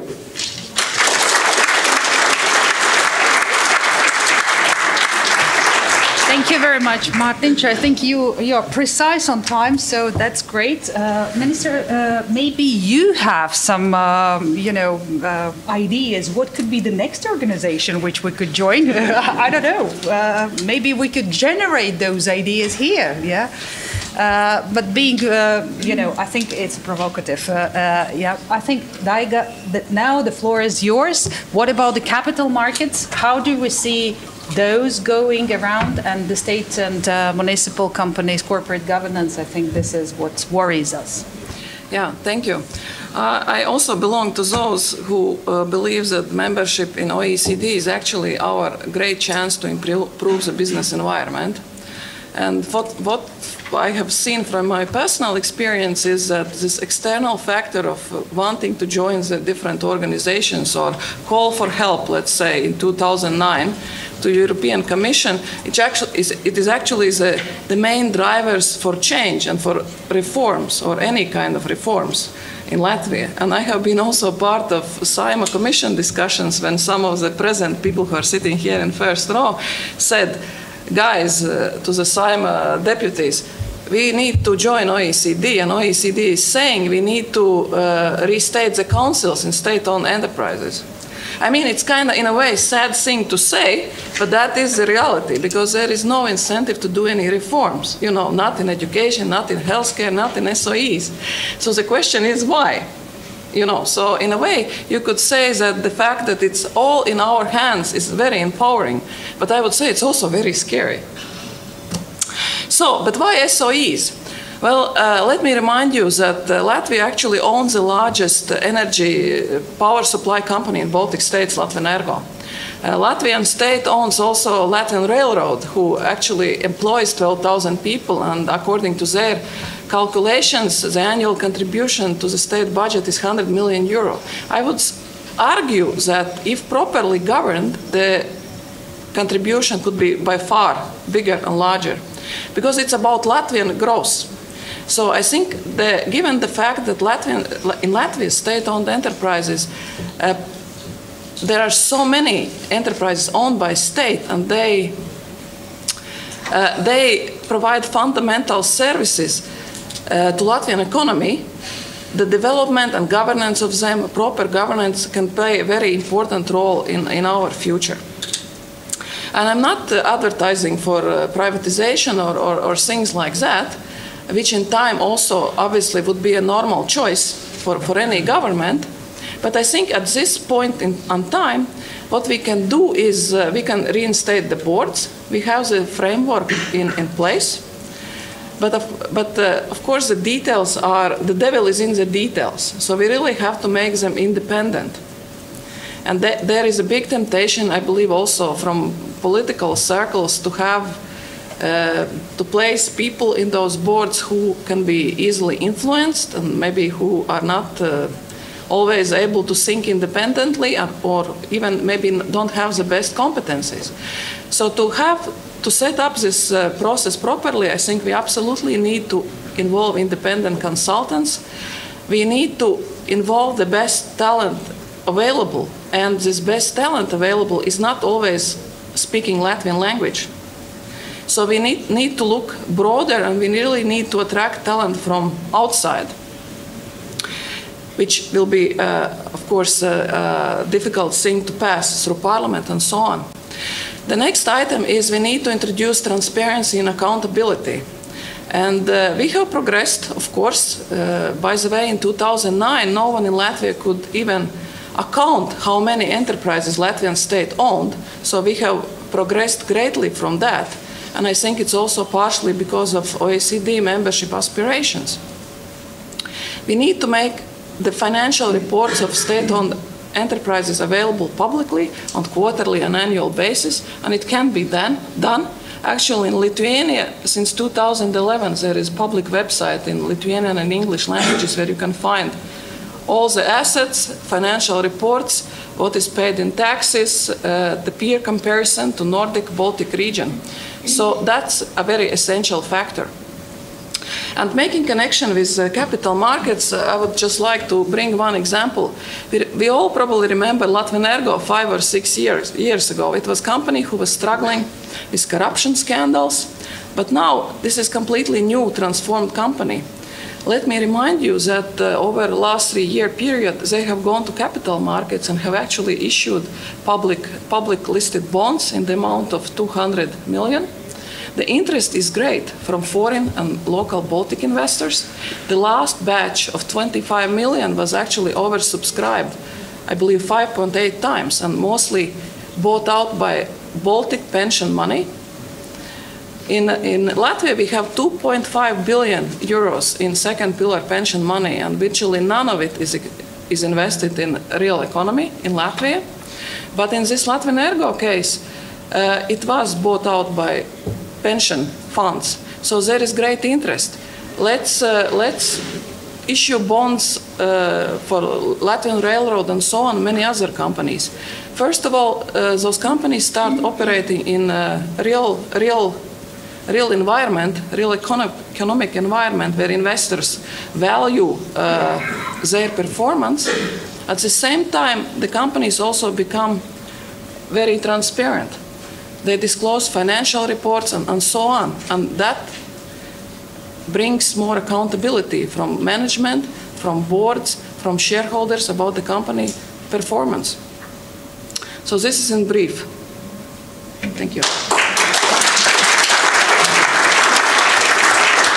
I'm actually very proud of my panelists. They are so disciplined. So thank you very much. I think it's a good grasp on the transparency that the financial markets are definitely adding the transparency to the issues. And I think Latvenergo is definitely the good example of being. And actually, I like the idea about funds, second pillar funds, using and returning the money into economy through investing into bonds.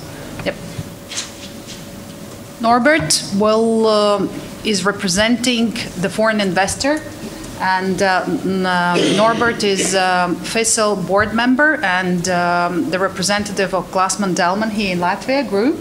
And we would like to hear your perspective from what does it mean for you, OECD, and what do you expect from Latvia as an investor? Thank you, Zlata. You certainly did not invite me because I'm an expert for OECD issues. I'm not. But what I can offer is some experience, which I collected over 30 years in many countries doing business and just comparing conditions which we have here and which we have in other countries. So without any doubt, foreign investments for Latvia and that we heard today are very important. So only the figure that the foreign investments in Latvia are paying 50% of the tax payments, I think it's a very important figure. So you can attract foreign investors by different reasons. It can be financial incentives, can be competitive labor forces, can be the availability of natural resources, which was in our case the attractiveness of Latvia, or many other reasons. The important thing is not only attracting the foreign investors, it's even more important to keep them satisfied with their investment in the country. So this means that what we are expecting as foreign investors is the support that we can stay and probably do further investments in this country. So what we need as foreign investors is trust. Deep trust in the whole system in which we are working in. We need a stable, transparent political, legal, and regulatory system, environment on which we can rely on, and that is what we heard today. And what we expect as foreign investors is a firm commitment of the Latvian government to work on this. And we heard about OECD. Yes, OECD, I'm expecting the same, will give the same benefits to Latvia as to our other OECD members. It is a forum to compare and exchange policy experiences with other countries. OECD can support Latvia in advancing with their political reforms. In this sense, the OECD will be an important strategic partner of Latvia. So I think the invitation to the OECD is a reward for that, what Latvia did already in the past. It's obviously that OECD is recognizing what Latvia did in the past, and this is very good news. We heard that already, also for us as foreign investors. But I think it's just a prepayment. It's a kind of a credit they're giving to us.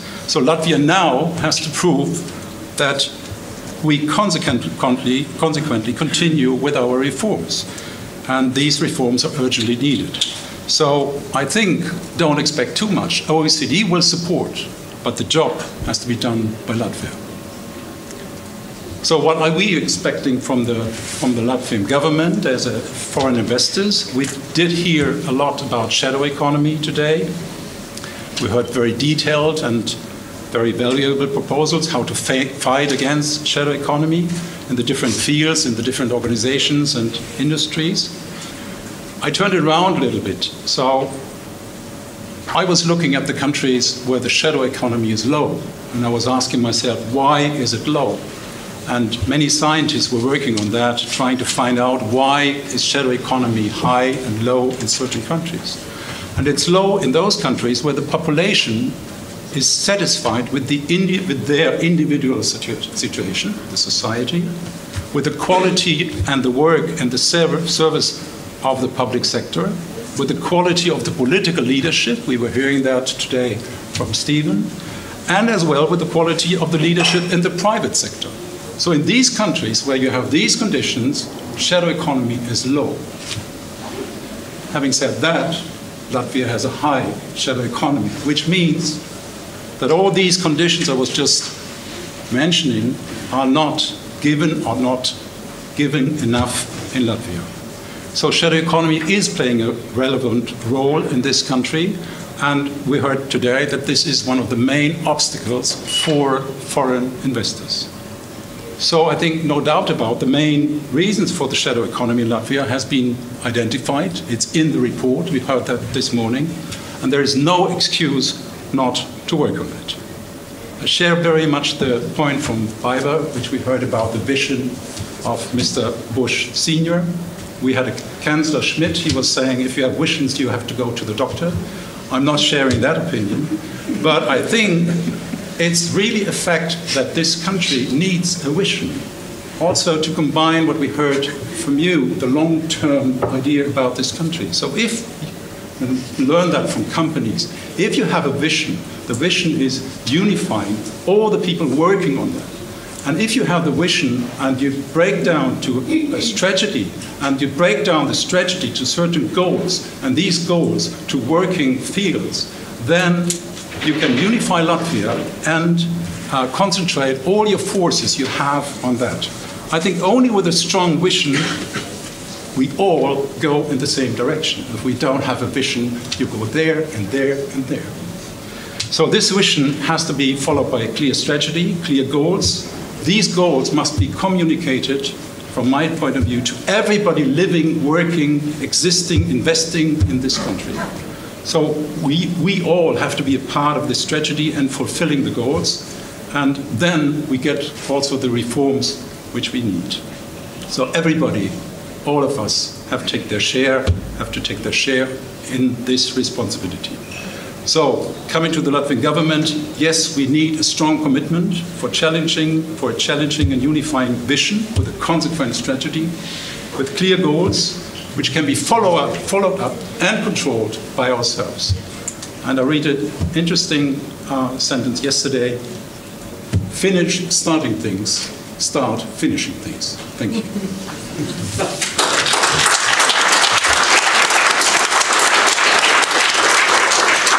I think your last words were up to the topic, isn't it?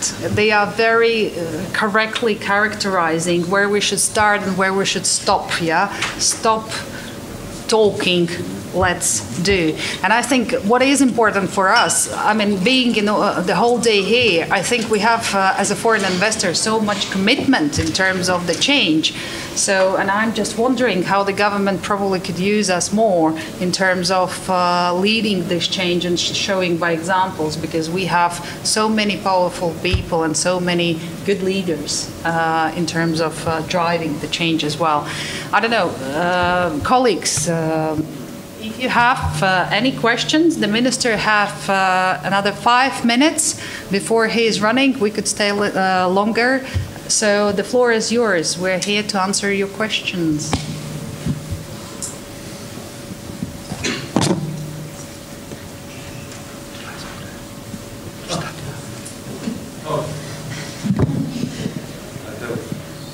Halo, mani jautājums ministra kungam.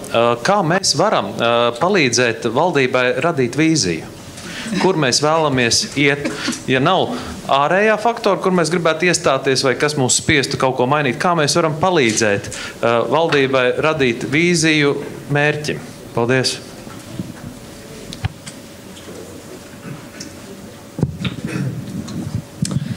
Okay, I'll try to answer in English. Well, first of all, just to continuing this thought about vision and going to see the doctor if you really have vision, I can say that after a very frustrating this morning debate in the government about the next year's budget, I could say that vision without resources, quoting another guy, is a pure hallucination.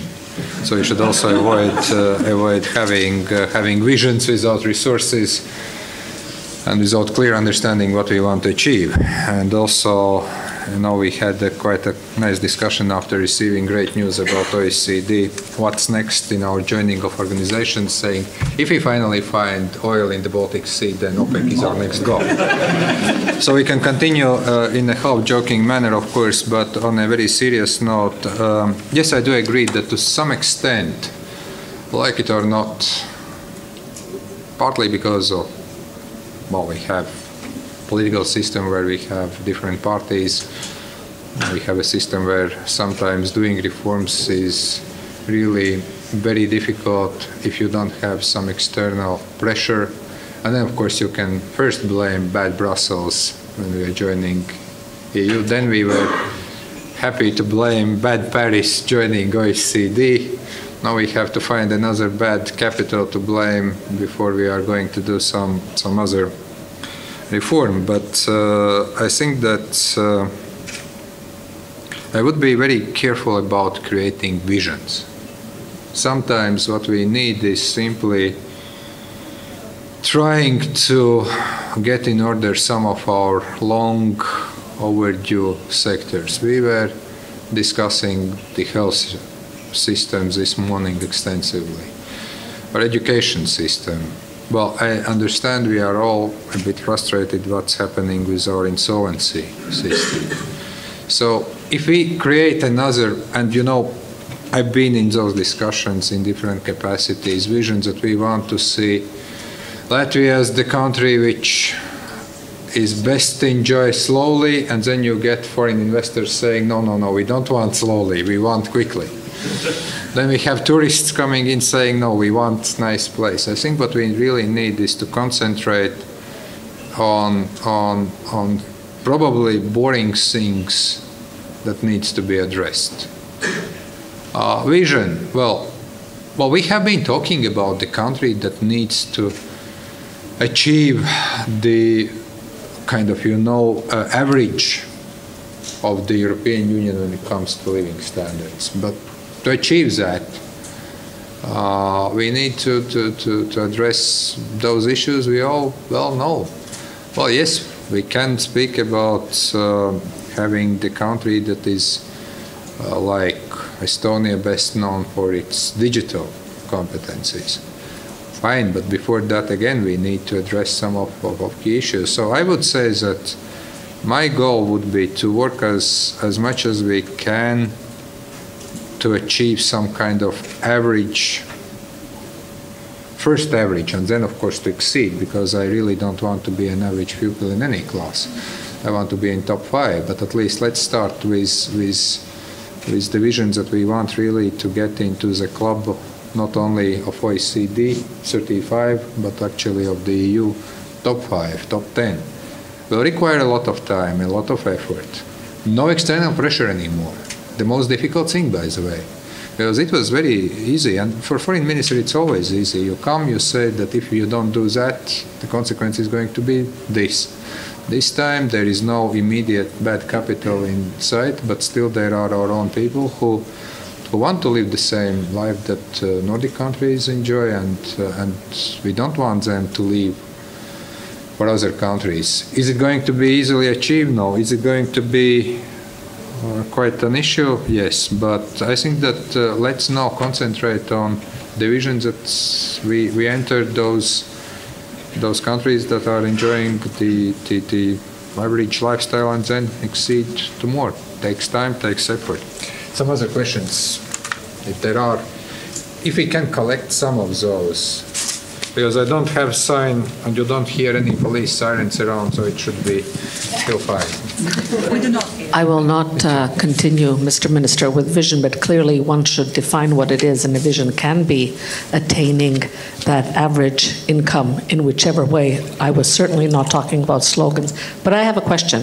One of the big paradigm shifts of our globe, if not our European Union, that you are involved in is the migration crisis that is turning the world upside down in very many ways, with the demands that it brings with it in a human dimension, in a financial dimension, in many dimensions. Do you see anything that would, out of that could be an opportunity for Latvia? I thought this is going to be the only meeting today where migration is not going to be touched. And I got it completely wrong. But I think that we are in a very difficult situation. On one hand, what we are seeing, of course, and this is ongoing discussions that may really affect the whole cohesion of the European Union, if you wish. And not only European Union, it's a challenge also in a broader sense to some extent. Last week at NATO Council Foreign Affairs, we were talking extensively with High Representative of the European Union how NATO can help to tackle some of external aspects of migration. And you know, the operation is ongoing also in Aegean Sea and so on. So it's going to affect us all. But at the same time, I think we are here in a situation which, unfortunately, because of a lot of sentiments and emotions, we are missing. We all know that, unfortunately, we are in a negative demographic turn here.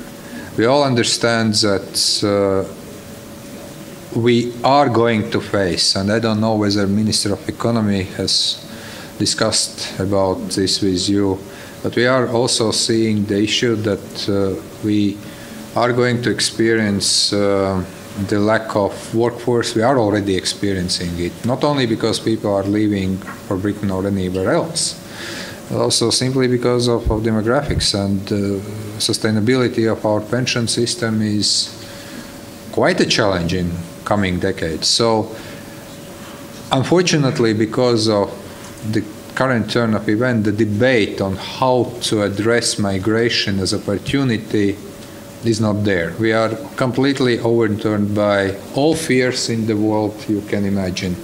That everyone who comes into this country is A, terrorist, B, economic migrant, C, they want to completely change our lifestyle and do all the bad things. Unfortunately, this is going to be sentiment we have to address, trying to skip all those and you know how the debate was actually going last year around September. So, and we have to discuss how to turn what is going to be, and I have talked about that a lot of times, unstoppable migration. We cannot stop it. We can control it. We can do much better controlling our external borders. We can't deny the right of asylum to people who are in the need under international law or under humanitarian law, but at the same time we should also address this, how we could really use this in the best interest we can. Taking into account that we have to uphold our liberal values, we shouldn't allow what happened in New Year's Eve. That's impossible, I think, for any Western society to admit, but at the same time, how to actually turn it into opportunity. And those decisions, unfortunately, that we have been taken under some certain internal political pressures, like decreasing the amount of social benefits for those who are going to come here under the relocation and resettlement scheme, are not the best way to address the issue. I also think that FICIL here can be very helpful, actually, because in your home countries, and you have many mother companies, you have this experience of how actually integrate migrants or asylum seekers, if you wish, in your companies, how actually to provide them with jobs, with training. I talked with Minister of Interior a couple of days ago, and he told me the story that already those first people who are here, those 22, 23, some more to come, they are really very eager to learn Latvian language. They are eager to work. That's complete nonsense that they are expecting thousands of euros immediately poured in their pockets. But then we are lacking a couple of issues where we need to work better, and local government should address this as well. Housing, it's enormous trouble now. Actually, those people are still living in Mucinieki center, but we should relocate them somewhere to housing, and then where to work. They will get their language. And here I think that actually FICIL can become a better partner, especially from the business side, providing best practices you have in your home countries, maybe also trying to get some of those people also working in that or another company. So it's not only that we have some, you have some demands on the government side. There is idea I leave with you as well. On this happy note, I'm rather disturbed that another question is going to be about, I don't know, NATO presence here or anything else I'm going to discuss with my colleague, but I really apologize. This was unexpected. We had to reschedule the whole afternoon, so I thank you for those questions and also for very good partnership we, as the Ministry of Interior, have enjoyed, not only when it comes to OECD, but also when it comes to the overall cooperation. Looking forward for continuation of that. And I wish you really productive tomorrow's meeting, as well as very good discussion with this very good panel. And now you can really talk about issues in a more frank and open atmosphere that the government leaves. Thank you. Thank you very much.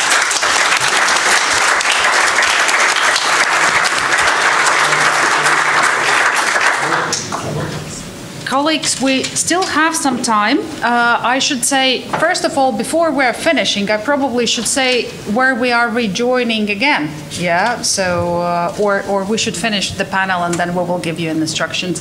So if there are any other questions, yes, the ministry has left us and we are a little bit late for the discussion, although we have catched up pretty, yep.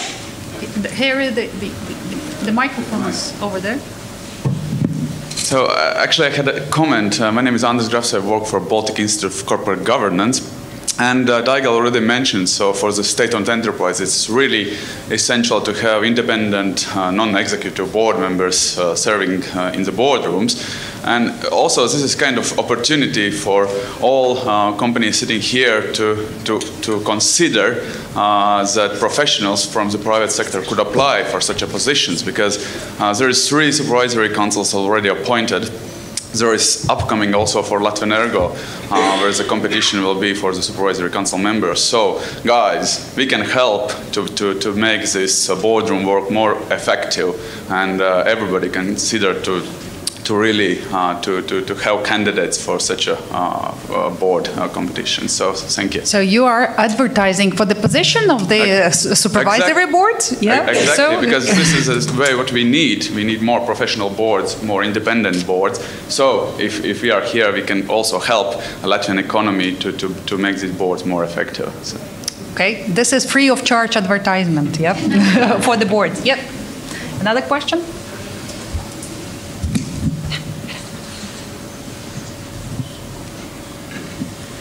My name is Raimons Graudiņš. I'm representing Stockholm School of Economics in Riga, but I've been working for Latvian Railways 8 years, so I have some inside perspective. And it was mentioned that following the recommendations from OECD, the supervisory boards are introduced in order to make sure that the companies can function more independently from the ministries and other administrative bodies that supervise them.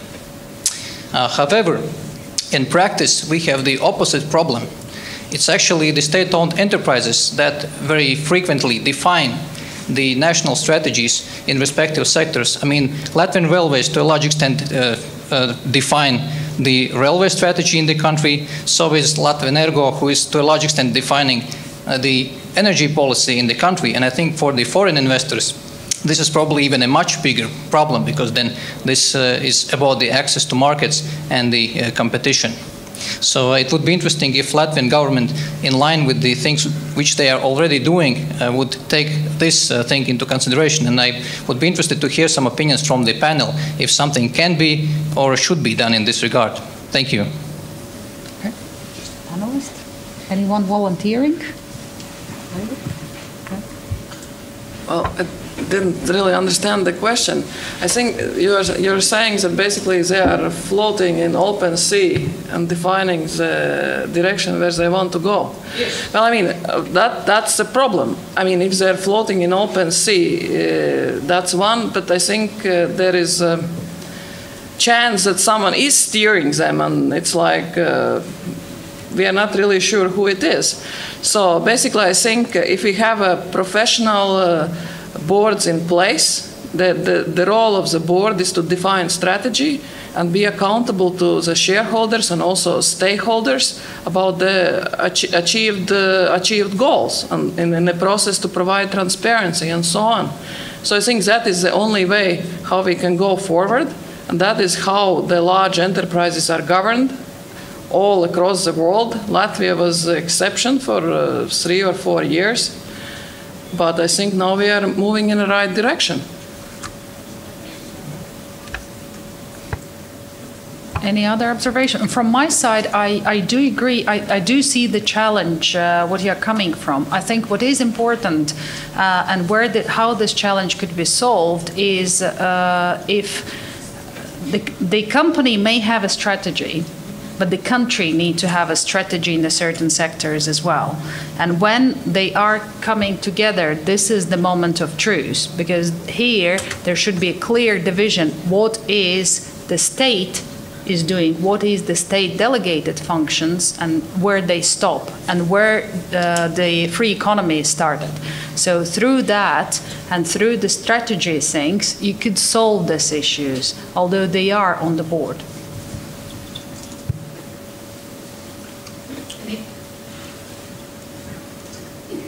Another question.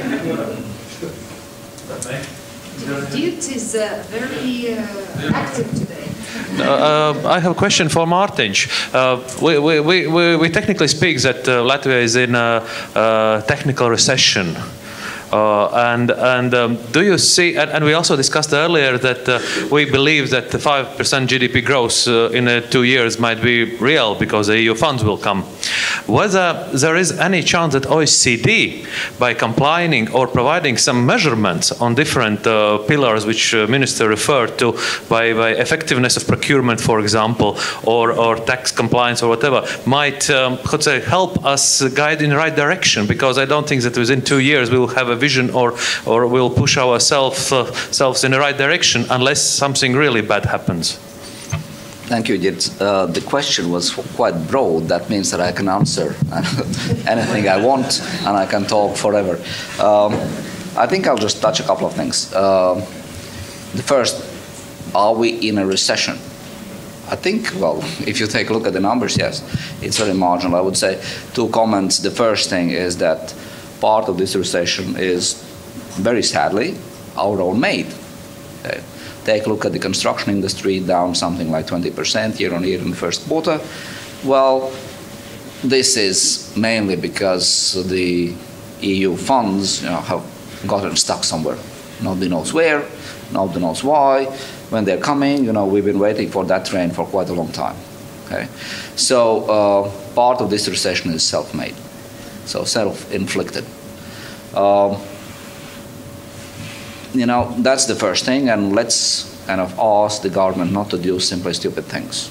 Okay? By doing that, we simply make life much more difficult. In fact, what we do today, we don't only kind of pull economy down and create short-term problems in the sphere of the budget revenues, because there's a shortfall because the economy grows slower, but we also create some boom and bust cycle elements over the medium term. Imagine what happens in the construction sector with Sweden booming, okay, with the minimum wage for a carpenter in Sweden in range of something like 15 euros an hour.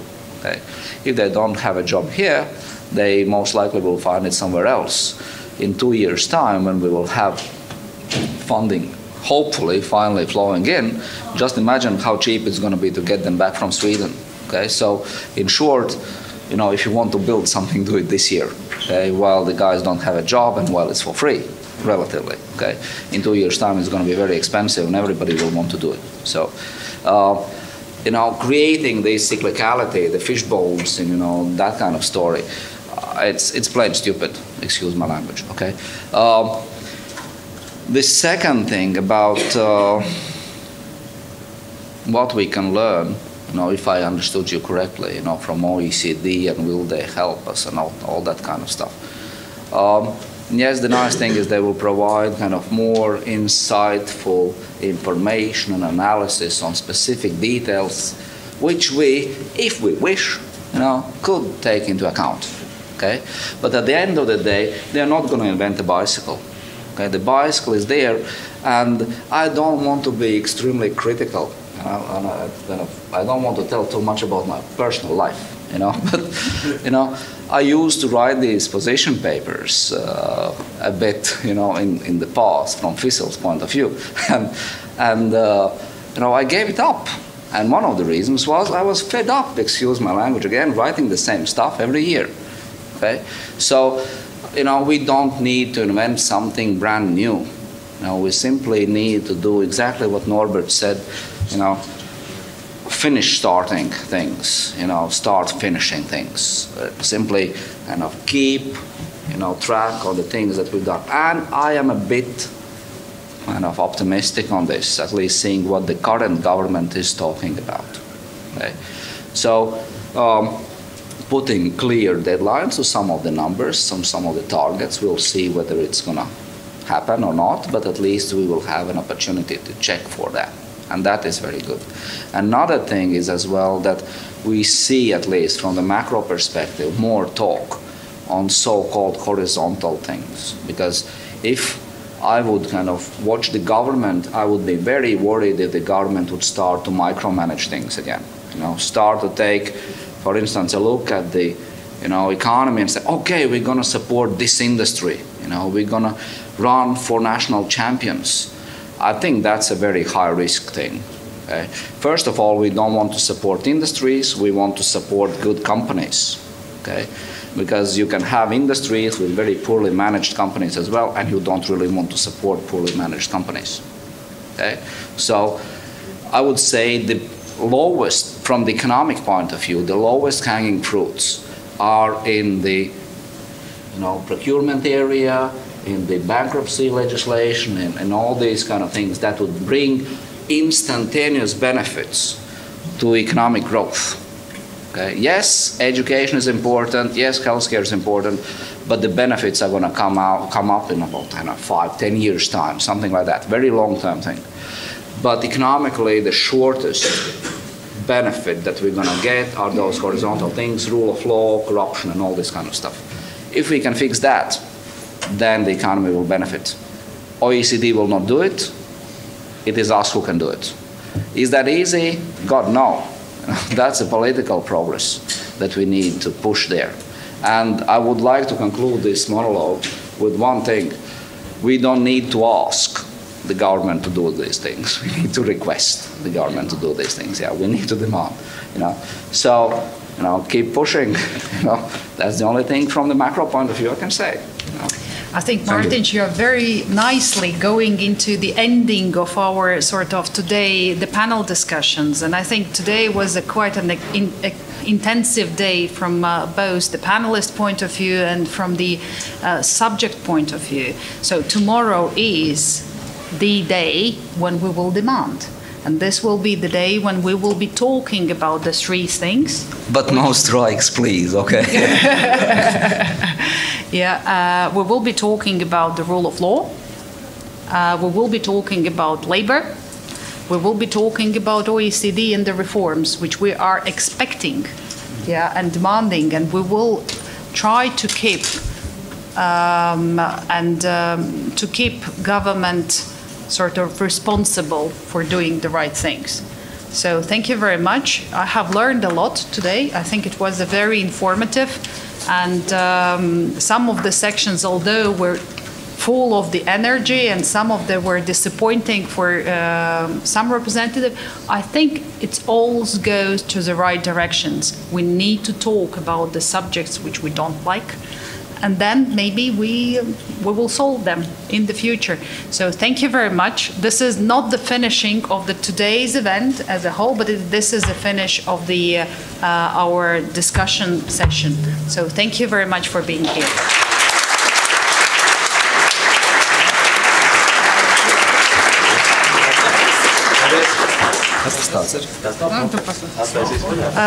Just a small, Dirt, would you say a small remark about the next? No? I can do it. Okay. So we have a reception now. FICIL are hosting a reception at Biblioteca number 1, and this starts at 6 o'clock, and we're expecting the Prime Minister, and there will be a short address by the Prime Minister and myself around 6:30. So hopefully we will see you all there for a glass of much needed refreshment.